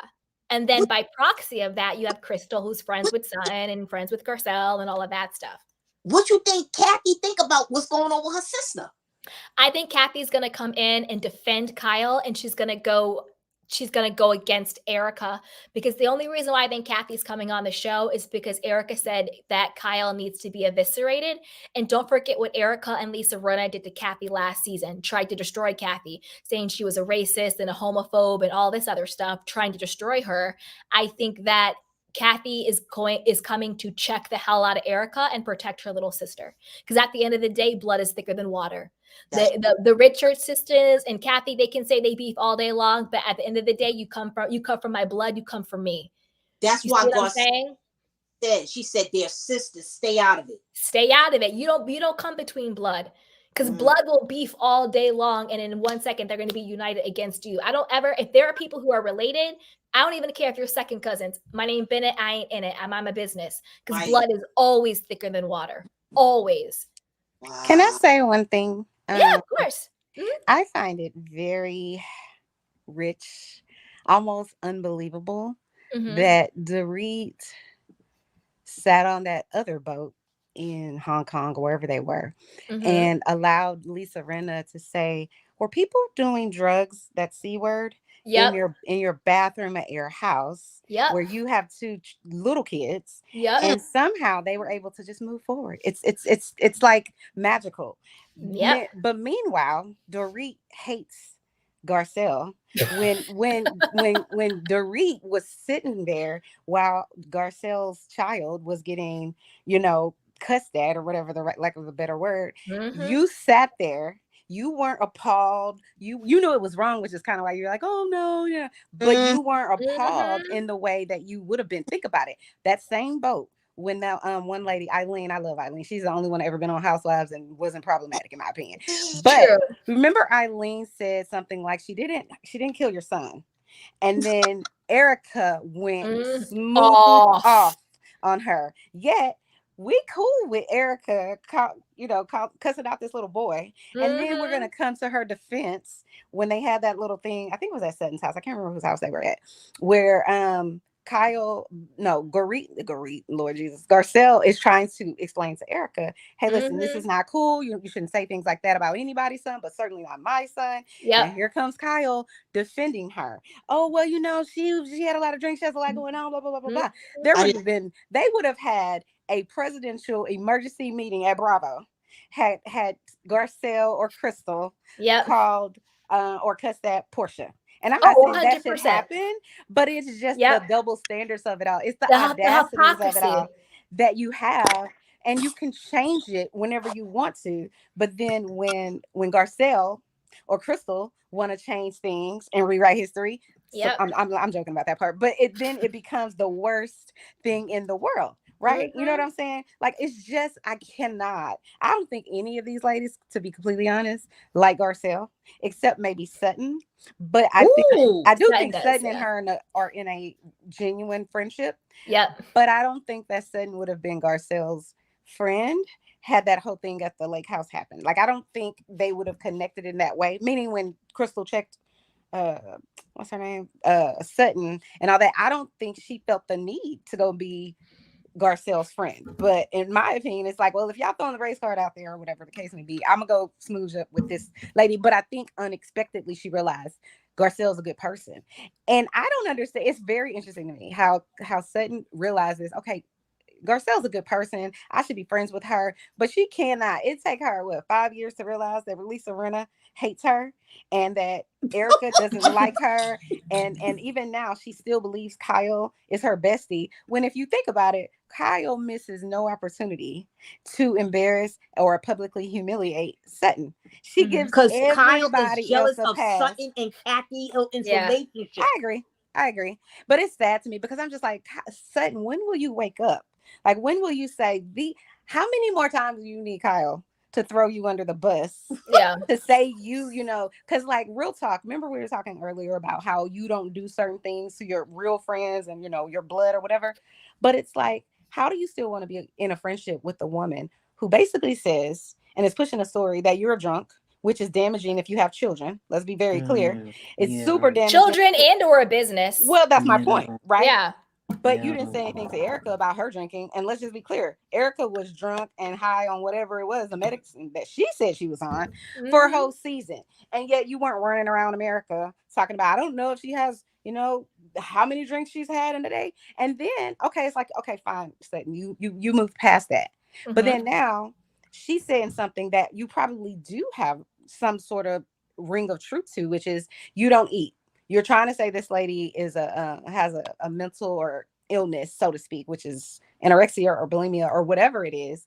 And that's still not enough for you to realize that this lady isn't your friend. She not only said it to you, she said it on national TV, like worldwide. It's never going away. Yeah. You know what I mean? Didn't Sutton's father commit suicide as well? Yes. Yes. I think maybe Sutton is still, it has PTS from that. And that's why she drinks and doesn't eat. But this is the thing, Sutton, they all drink. Let's be clear. Yeah, I don't believe, like, I don't think Sutton has a problem at all in either way. I think that's Sutton's body. She used to be a ballerina. Like, that's just how she looks. This is the thing. Kyle was just pissed at Sutton, so she turned everything Sutton said about her against her. Sutton was like, "You're losing a lot of weight," and then Erica, and then Kyle was like, well, you don't eat. Well, it's just like, well, wait a minute. Where did that come from? You're just mad because I'm bringing up the fact that people think you are on Ozempic and that you're losing all this weight. Then when Sutton was talking about how she stopped drinking, she's like, well, you drink too much. So everything she's throwing at Sutton is just literally like a little kid being like, well, no, I'm not. Well, so am I. But what are you? Like, it's very childish. It's very like, oh, you're talking to me about losing weight, but you don't eat, like, blah, blah, blah. And then she got Dorit to say that she put vodka in her coffee. Like, she always gets other people to do the dirty work. Right. But why don't Kyle just do it herself? Because she wants to keep her hands clean. She's actually the sniper from the side. That's why she doesn't do it directly, because she wants plausible deniability. I don't know why Annemarie was talking about her esophagus. I have no idea, because she wants to throw dirt on someone without getting her hands dirty. Right. And think about it too. When they were at that, I think it was Garcelle's birthday. Yes, chocolate chunks, tit for tat. Right. Even if we take you're drunk and you're having eating disorder, I draw the line when you tell me, first of all, she came over there to Diana's defense, knowing absolutely nothing. Immediately jumped on her team, which is what Garcelle clocked at that other party. Remember, she was just like, you keep jumping ship. How is it that I have a relationship with Sutton for, let's say, 3 years? You met Diana 2 seconds ago. However, you can sit here with all these audacities and tell me, I can't say that this lady's soulless. I can't say that this lady does X, Y, and Z. But you can then come and say to me that you didn't have a miscarriage. Like I was done with, I mean, I've been done with Kyle for a while, but I'm just like, Sutton, girl, who does that? And then I feel like she got let really quickly off the hook at the reunion. And the same thing with Garcelle. I know everybody watched it, so it's like you're sitting there, you're empathizing with Garcelle and how treacherous these women have been with no provocation, because Garcelle hasn't done anything to these people, like absolutely nothing. And then when Andy brings up something that actually is to be honored, I feel like, which was Garcelle's book, because it's a feat, right? Oh, Y'all took that was 2.5 nice seconds to talk about her book, and then you immediately started talking about how the plot and the plan was really Lisa Rinna and Erica, and how Erica allowed, everybody to think that it was her, and it was really what's her name, Rinna, and how y'all had because my heart felt so much anger and pain watching her sit there and just take it. And the fact that they're, what did we say about Dorit, all in this bubble, they don't even realize it. It's like zero self-awareness. You don't even realize how harmful, reckless, and lifelong this type of, I feel like, trauma, where you're sitting on the show with a group of people that supposedly are your friends, or at least you're trying to build a friendship, and they have no accountability for how treacherous. Like, even still to this day, I would love for PK, Mauricio, Kyle, and Dorit to actually come and say we were wrong publicly. Because you can say whatever behind your back, but think about it. The reason I still don't believe, Candy, you can tell me what you think, but I still don't believe that Dorit cared 1 ounce about what happened to Garcelle's son because of the Vegas situation. So Garcelle is sitting here saying, you know what, guys, I felt a way after I talked to you guys about my children. So let me come forth and say, instead of being a person that's negative in the confessionals, I'm going to come to you guys and say, listen, I would protect you guys as kids. And all I'm saying is I'm struggling right now, which who wouldn't be? Right? Because there's multiple layers to what happened to her son, one of which is just, completely disrespecting him. There's the race thing, there's the attacks on social media that the mom, the thing about being a parent, your number one thing is I want to protect my child, right? That just comes out. So when Garcelle is sitting there saying, basically, or sharing her heart with, I'm struggling with this, instead of Dorit saying, you know what, I understand that this is terrible. I'm ashamed of my behavior. I wish I could take it back. But you just let me know when you're ready to talk about whatever. Instead of that, she sat there and made it and made herself the victim. Well, I think it's horrible that you're saying that you can't trust your children around me. But let's be clear. Garcelle didn't make that up out of nowhere. It's on film. What are you talking about? I'm curious. How did Garcelle get on that show? I cannot. And that's why I really can't with Dorit, because at least with Erica, sometimes she can say, I'm sorry. And when she came to that meeting at Sutton's house and she knew she was into it with the Haitian mom or whatever, she immediately, she didn't give any excuses, which is what Dorit did. Let me give an excuse for why I feel this way. And I can't with her. Sorry. No, it's okay. I think, Candy, how did Garcelle get on that show? I think Garcelle got in the show most likely through Denise, because don't forget, like Lisa Rinna, Garcelle, Denise, they all came up and even Eileen, remember Eileen? They all came up around the same time as like actresses and soap people and models. So they all had that same crew. And that's why Denise was so shocked when Lisa Rinna did her so dirty. And remember, Garcelle had Denise's back when Lisa did her so dirty, and when Garcelle came back for her second season on the show, she was like, I don't know if I can trust you, all this stuff. So Garcelle still is really good friends with Denise. That's why Denise comes around this season through Garcelle. She comes to Garcelle's Gone Girl missing party for the movie and all that stuff. Yes, she sure was. Garcelle and Denise are still really good friends, and they've always been friends because they grew up sort of at that like 90s models, soap stars, actresses type thing. Now, so that's Candy, how she got on the show. Now, Candy, is that true that Garcelle and both Garcelle and Eileen distanced themselves from Lisa Rinna after her and Harry Hamlin put out that Halloween party where he was dressed like Hitler and she was wearing a swastika uniform? Yes and no, because that happened so long ago, and they were all still friends with them because they were dressed up as like Sid and Nancy. So I think that I think Eileen distanced herself from Lisa Rinna after she saw Lisa's Rinna, how she acted on the show, and then Garcelle, how she treated her and how she did Denise so dirty. That's really they started to distance themselves from Rinna. But to what Chanel was saying before about Dorit, this is just my opinion. Don't come at me, Dorit, but I do think that Dorit has some racism in her, which I don't think Erica is. I don't think Erica doesn't have any racism into me. I think she exploits LGBT community for her financial gain. I agree. But I don't think she has any like racism in her, whereas I do think Dorit does. And that's why Garcelle keeps checking her. And she's like, it's not my job to educate you, but you're not going to sit here and say, I attacked you. I'm a Black woman having a conversation. I'm not attacking you. And Dorit has had a lot of racial microaggressions against her. And that's why she was such a Karen in that moment. I am so offended. Like, my feelings are hurt that you don't trust us with your children. It's been a year. And that's why I love when Garcelle was like, well, it's been a year since your home invasion and you're still talking about your PTSD.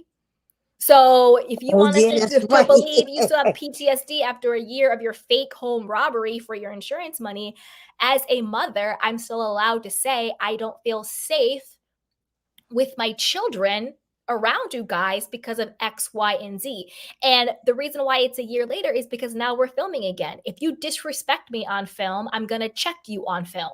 I love Garcelle because because it did kind of get skated over at the reunion. And so I'm happy that she did bring it up again on camera, because if you disrespect me, you disrespect my family on camera, I'm going to check the hell out of you on camera, whether that's next month or a year from now or 10 years from now. I'm going to check you the way you tried to check me and let you realize I'm not the one to be messed with. And you know what, to your point, Dorit, it's the irony, right? So Dorit had that comment in Vegas about, it's been this. First of all, like I said, as a therapist, I tell all my clients, you cannot manage other people's trauma. Let's be very clear. And trauma is lifelong. Yes, you're not going to show up as a victim every single day. Why? Because you have a life. You need, you have a job, you have kids, you have family. Life moves on regardless of whatever happens to you. But I find it very, very, very, very rich that you can sit in Vegas and kind of tell Garcelle she should be over it. Meanwhile, you over here on on episode 12 or whatever it is, and you want your husband to have compassion for your PTSD. Let's be that he literally called ridiculous. Correct. Yes. It's delusional. Because he's like, baby,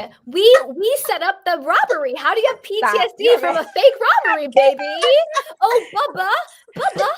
Right. But that's why that's another reason why it's just kind of like, Dorit, girl, do you have a memory whatsoever? Because I can't understand how you can point out everything that's wrong with Garcelle.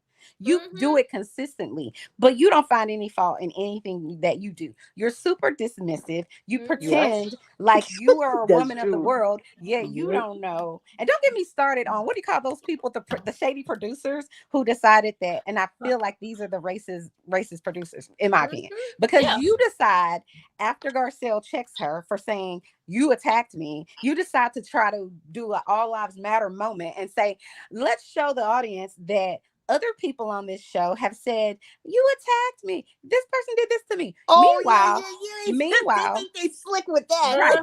Right. But meanwhile, because they really wanted to show, they really, their goal with that was, let's show that Garcelle is a hypocrite or something, or she has a double standard. That was their goal. But in the end, I'm just kind of like, it went flat. It felt like it fell flat because Garcelle defended herself, because after that whole little weird producer crap, I agree. Garcelle said, but then she said, but have you heard any of them call me that? And nobody that they had in that little montage ever called Garcelle that. They've called each other that because it's like they said, just like Erica said, and I agree with, it's different for a white woman to say to another white woman, you are angry, you're aggressive, you're attacking me, than to say that, than for a white woman to say that to a Black woman, particularly in a situation where the Black woman was not angry and was not attacking you and was not being aggressive. It is very different. Those words are definitely different. And when people hear it, they react different to it as well. I've seen it. It means it's a different meaning when it says that, and it is racist. I mean, at the end of the day, to me, I think that I like that Crystal is an elitist and snobby. I'm here for it, but I don't like the way that Dorit is elitist and snobby and racist, because to me, it's like it's different. Like, I think that Crystal, it's like a little, it's like a vibe. But when it comes to Dorit, she's like, well, there's a lot of, brown and black people who work for me. You remember when she said that, who work for me? And then she's like, oh, but my mom has a black friend.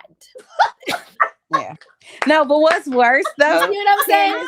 But what's worse is this season when they're sitting, Garcelle and Dorit are sitting in that restaurant outside or whatever, and it just bothered my soul so many ways, because Dorit thought, just like Sutton thought, oh, I don't see race. Dorit sat there and said, Garcelle, but you do realize that I'm a marginalized person as well. She said something to that, and all I could do, I wanted to shake her, because again, here you go with the gaslighting. Let's be very clear. No matter where Garcelle shows up, she shows up as a black woman first. Nobody is going to know. All of the people that quote unquote hate Jewish people or whatever the case may be, they're not going to know you're Jewish unless you tell them. So Garcelle can't tell them, oh, I'm black. She doesn't announce that. And here's the thing. When Garcelle shows up as a black woman, people view, not all, but people view the black woman as angry, aggressive, single mom, poverty stricken, uneducated, the list goes on. But you, Dorit, the white woman, you get met with, oh, she probably has 2-parent homes. She, she's highly educated. She is zero problematic, on and on and on. But you want to sit here and say, well, they see us as Jewish people as the same. They do not. If you tell me you're Jewish, then yes, I'm probably going to have I'm going to have a different outlook on, because I do know you guys' history. But it just felt like the biggest gaslighting I have ever seen on planet Earth. I can agree with you on that, because I live in an area that's predominantly Jewish and I'm black. So when I come out of my apartment and I walk down the street, you best believe they see a black girl walking, you know what I mean? Because I'm surrounded by truly Hasidic Jews, you know what I mean? So it's, there's a difference when you wake up and you're Jewish. I can't say to myself, oh, let me just wake up and say, I'll be Chinese today. It doesn't work like that, Yeah, and you can't compare those type of struggles or whatever you want to call it. Like, it's like when people are like, oh, feminism is the same as racism. It's like, no, you can't equate the two. The feminist problem is not the same as being black in this country or in this world. Absolutely. It's very different. And all people have certain traumas and problems, but like, don't try to like trauma test me like, well, I'm Jewish, I'm a woman, I'm this, I'm that. Well, yeah, but it's different. Like the same thing. It's like, I'm not a part of the LGBTQIA community, so I would never be like, I know your struggle because I'm black. No, I don't know your struggle, but I can still be your ally. I can still listen to you. I can still be there for you, but I'm not going to pretend that I can identify as you because your struggle is not my struggle. Right. That's absolutely correct. I agree. So for her to say that, it is very gaslighting. And it's like, we're not here to talk about you, Dorit. We're here to talk about what you did to me. Right. And Dorit also has to understand something. When it comes to Judaism and racism, that's completely different. First and foremost, they still have the power. If you come to New York City, this is the ground. After California is New York. I can't tell you how much property, how much land, how much things that they own. Wait, let's not get too I don't want to get too political. Don't go too off.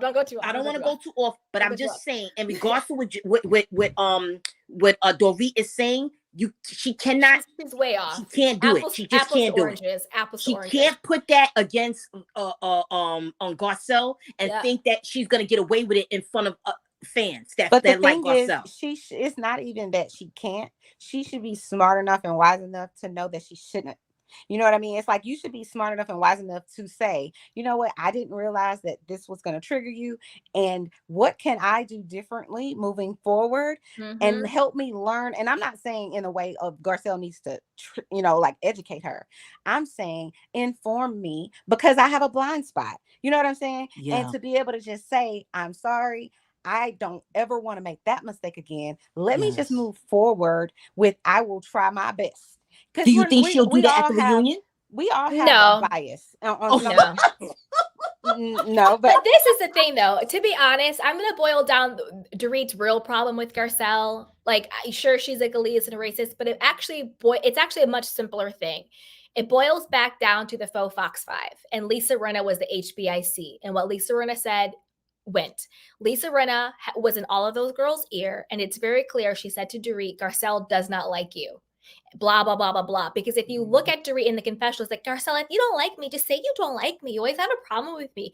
And all of their problems, beefs, go back to the whole Fox Force 5 thing. That's the same exact reason why Erica and Garcelle were not friends. Because Lisa Rinna wasn't having it. And I don't think that Dorit sees Garcelle, even though Dorit is very in her little privilege bubble and has microaggressions, I don't think she sees Garcelle. I think she takes everything Garcelle says and does as a threat to her because she was already pre-positioned to not like Garcelle and to think that Garcelle didn't like her. That's why out of everybody in that circle at Vegas, why was Dorit the one piping up when the truth was Erica was the one who cussed out her child? Correct. So if anybody should have felt some type of way or gotten their feelings or defensive, it should have been Erica. But Erica was humbled and just sat there and was like, you're right. And she, realized what she did was wrong. Dorit, you were like adjacent to the whole thing. Because to be honest with you, they actually went after Erica first. And then it was Kyle and Mauricio for laughing. But Dorit wasn't really even lumped into it in a really big way until she inserted herself in Vegas and she became a Karen about the whole situation. So why are you so affected and defended this when, to be honest with you, I don't even think you were really on Garcelle's radar like that until you made yourself on the radar. Right. And you want to hold a grudge you want to have a problem with Garcelle and everything she does. But I always go back to the Hong Kong boat. But this lady can say that you have Coke. Coca-Cola and Pepsi. Yeah, Coca-Cola. You have Coca-Cola and Sprite and Red Bull at your house. You see what I'm saying? It's I'm not trying to get demonetized. Right. How do you let these people off the hook with all of the things that they've done that's 10 times worse? But you have more of a problem with me because you don't like me or because I don't like you. I'm like, girl, they're still listening. Wait, why doesn't Lisa Rinna? Why Lisa Rinna doesn't like Garcelle? I don't understand that. Lisa Rinna doesn't like anybody because Lisa Rinna is very bitter and dark and jealous and envious at her core. Who does Lisa Rinna actually really like? Nobody. Lisa. She doesn't even like herself. That's why she's so hateful of everybody else. If she actually liked herself, she wouldn't have the problem she has. Because when people hate themselves, what they reflect back is hate. So she's had a problem with everybody on that show, unless she can run them. Look what she did to Lisa Vanderpump. Look what she did to Munchausen with Yolanda Hadid. That's why Kathy Hilton said, you've had a problem with everybody. The list goes on and on and on and on.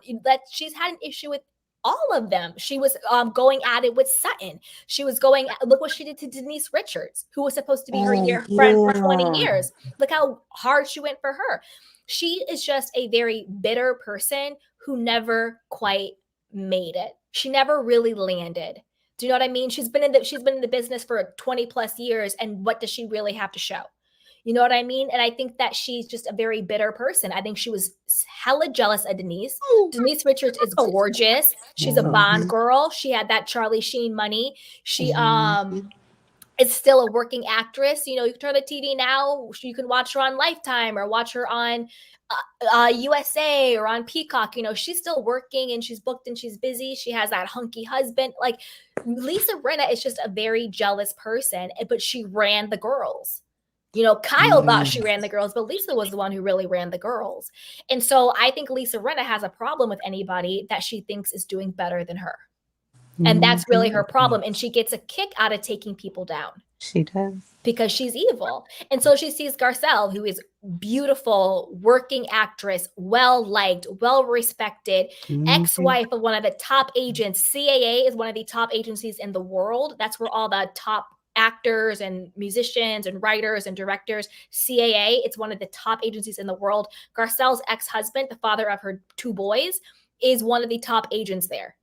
That is some booked and busy money. These women, I mean, I'm not to shade them, but I'm going to be honest with you. These women get up here and they try to act like they're single moms struggling it. They're lying. Garcelle, you're lying. You get a fat check from Mike Nolan, the father of your 2 boys. You get a fat check. Garcelle does not have to work. She can lie and say she has to, but you're lying, sweetheart. You get alimony and you get child support. And you get a fat check every single month. Stop lying, because you may be a working actress, but the way you're living is way beyond what working actors make. That's why the actors was on strike for half of the year last year, because they don't actually make that lot of money. The top 1% of actors make a lot of money. The rest of the 90% aren't making that much money. That's why everybody was on strike. Struggling. Hell no. Oh my goodness. I thought you were struggling. We thought Garcelle was struggling. No.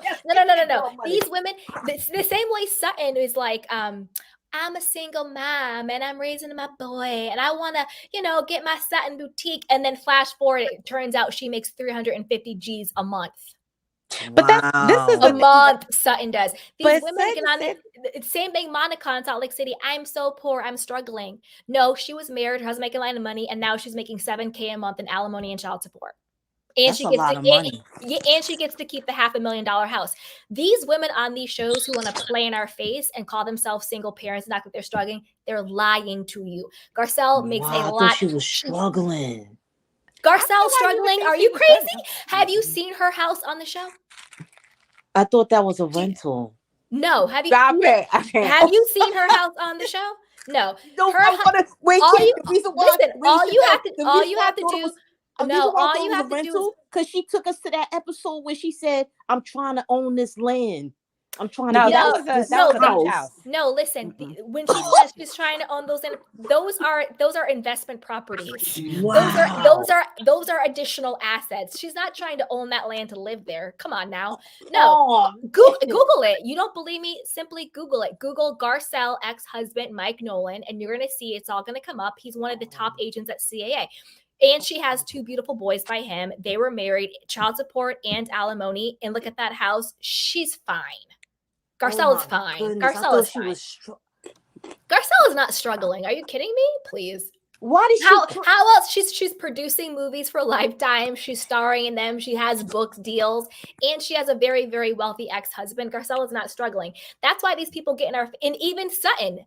Until she told us how much money she was making, if you just listen to her, well, my husband, we've been divorced and I'm just trying to do my thing and all of it. And, and you find out she's getting 300 to 350 G's a month. Yes, I was surprised. And her husband is one of the co-founders of $1 billion hedge fund financial thing, whatever the hell it was. No, they're not struggling. But Brandy Glanville got on there acting like she was poor and broke. Yeah, she said she was struggling, trying to raise her boys. No, her ex-husband, Eddie is a working actor. He's married to Leanne Rimes, who's one of the highest paid country singers out there. These people are not struggling. Like, don't fall for the okie doke. That's why I always get so pissed when they say they're single mothers. None of these women are single mothers. A single mother is a woman who is 100% holding down her children financially, emotionally, mentally, and spiritually. That is a single mother. These women are co-parents. Wow. These people are co-parents. Exactly. Sutton bought a $75,000 horse online. She has a lot of money. Yes. Her horse cost 75 grand and she bought it online. That's what I'm talking about. And she's BFFs with Garcelle. You think Garcelle is struggling? Please. But this is the thing with Sutton, oh my goodness, Candy! I could have sworn in that episode she said, "Sis, we finally gonna own this house. We're gonna all." I was so happy. I really felt like I could relate. I was like, "I hear you, girl. You guys came into some money, and now you can get the house for your family." Are you kidding me? No, when they're talking about let's get the property and I'm doing it on my own, those are storylines, those are investment properties, those are second and second properties. No, Garcelle's house is her house. She got with her me, two man. boys.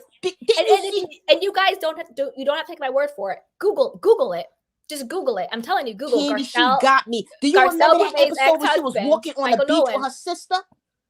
Exactly. Yeah, Garcelle was trying to own that waterfront property. Yes. Yeah. She probably meant I want to pay for it with my own money, not my husband's money. Maybe that's what it was. Wow. But no. All Garcelle is really saying when she says, you know, I want to have this property, is that I started from the bottom, now I'm here. I don't think Garcelle came on this show being like a flashy, whatever person. Yeah. In my opinion, she's already grounded in who she is, which is why she can, be on this show and on some level kind of be unbothered and not lose it. Yeah. She doesn't have anything, I feel like, that she needs to prove to these other women. I don't think. No, she has nothing to prove. Yeah. But regarding Sutton, I thought it was so hilarious that this season, everybody on the internet was like, oh my God, Sutton gets $300,000. I'm like, she said that four seasons ago. I was just like so shocked when everybody was like, oh my gosh, she makes all this money. I'm like, she said that. No, that's the I'm thing. sorry, girls. That went over my Sutton, head, man. I really thought they were struggling women. No, I knew Sutton. No, Sutton is paid. How do you rent your friend's house for $25,000 a month? If you don't have it, what do they say? At least 4 times the rent. You know what I thought was going on? And I'm gonna be honest with you guys. I thought Kathy was helping Sutton. I'm dead serious because I thought she was struggling. You thought Kathy was helping Sutton? Yes, financially. No, that's what I thought. They were struggling like that. Sutton's husband probably has more money than Kathy Hilton does. Wow. Her ex-husband started $1 billion like financial head fund, something. That's why Sutton was like, she owned different sports teams that she didn't even know she owned and all this. No, Sutton makes like $300K, $350K a month in alimony. She's good. She's fine. No, she's not struggling. Garcelle's not struggling either. And Garcelle really got me with that episode with her sister and her family, and they were poor in Haiti. She really got me. I was crying in that episode. I was crying for her. No, it was more like, look at where we started, and now this is where I'm at type deal. I don't think Garcelle meant it like I'm still struggling. I think it was more of like, look at what I can have now. Oh man, I got that message all wrong, man. Yeah, the thing with Garcelle is, I feel foolish. It comes. No, don't feel foolish. I think the thing with Garcelle is she comes across as probably more relatable and authentic. Yeah. Because she's not pretentious, right? So she's not that person that's just like, you remember that episode where they were all running for when she bought her Hermes bag or whatever it was? Yeah. Yes. She got the cheapest one. In my opinion, Garcelle is kind of like me, sort of, just in this little bitty way, that whenever I was younger, like 18, 19, 20, 21, I bought Coach bags. I couldn't conceive of why someone would spend, $1,500 on a Louis Vuitton bag. Meanwhile, when I became a whole grown person and got my own coins or whatever you want to call it, I certainly go to Louis Vuitton and to Chanel and to all of those places. And you don't have to be a millionaire, let's be very clear, to be able to do that. But it's a different level. So if you can drop 30 grand or whatever it is on a purse, then you're good, in my opinion, financially, because you have to have disposable income to be able to say, I'm going to go spend $30,000 on a purse that could afford a whole SUV. You know what I'm saying? Yeah, and the thing is with Sutton, don't forget, wealth whispers, right? Poor, whatever the thing is, screams or whatever it is. That's why Dorit is the flashiest one on the show, but she's the brokest one on the show. Correct. So Sutton is understated, but she has all the money. She's flying to Dior and doing personal shopping sprees with Dior and everything. And then with Garcelle, I think it's because she grew up with limited financial means. That doesn't mean your mindset necessarily still changes. So even though you can have all the money, your mindset or your mentality still might struggle with spending it, because even though you have the money, your mindset is still in that when I used to not have the money mentality. Or you don't want to be broke again. Or you don't want to be broke again, and you choose to spend your money differently and move differently. And just because you have it doesn't mean you want to spend it on a bag. Yeah, I agree. Yeah. Woo, well, this was so fun. I am so hungry now. Can I say this to you, Candy? Yeah, go before ahead. we get off the show? Yeah. I think the other lady earlier was talking about how she loves you. I'm new. I don't know how I got to your channel, but they say it's some sort of algorithm. So I've been kind of like a phantom watcher where I'm just kind of like, oh, that's cool, or I listen to you. But I'm saying all that to say this. I don't necessarily agree with everything that you say or your, opinion or whatever, but that's what makes life interesting to me. Yeah. That you could have two people look at the same pink and one says fuchsia and someone else says it's, a light pink or whatever. We all have a different perspective, even sometimes on the same exact thing. But what I love, it's because I'm attracted to, intelligence is attractive to me. Aww, you know what I mean? That's why I married my husband. Lord, thank you. I just love a smart person. But I think I really like you is because I love a person who could break down and be analytical about something where you could follow it. You know what I'm saying? Some people, I think they get on the panels or wherever and they just want to bash people within an inch of their life. I'm going to wake up and bash people. And my thing is, if you're going to bash Kyle, which I do, but I have a reason because Kyle has been a snake the whole time. You know what I mean? And I finally woke up and was like, oh no, this lady's. So my thing is, if you're going to do that, if you want to bash people, there's nothing wrong with it. But just understand too, there's 4 million other people that are also bashing her. So at least have a reason. You know what I'm saying? So anyways, I just wanted to say I appreciate that you come from a perspective of intelligence. Oh, thank you. I appreciate that. Not only solely gossip. So yeah.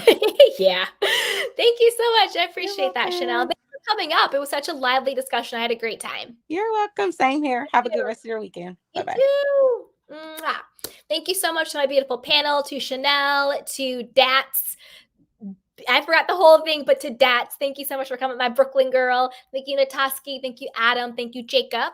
And thank you to everybody in the chat box. Shout out to my mod, Miss T. Thank you for holding me down. Thank you, Me Medicine. Thank you, Tam. Says I'm just so shocked how Candy is so on point about these housewives so much. Oh, thank you.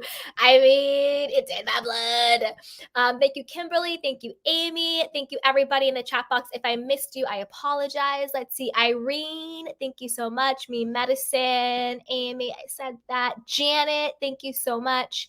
Puff Puffay, what is up, sweetheart? Lonnie, hi, how are you? Janet, what is up? Janet says, Candy, please say what you think about Kathy coming on this reunion to save Kyle because Andy Cohen won't go against Kathy Hilton and I'm mad Kathy's allowed to be there. This is the thing.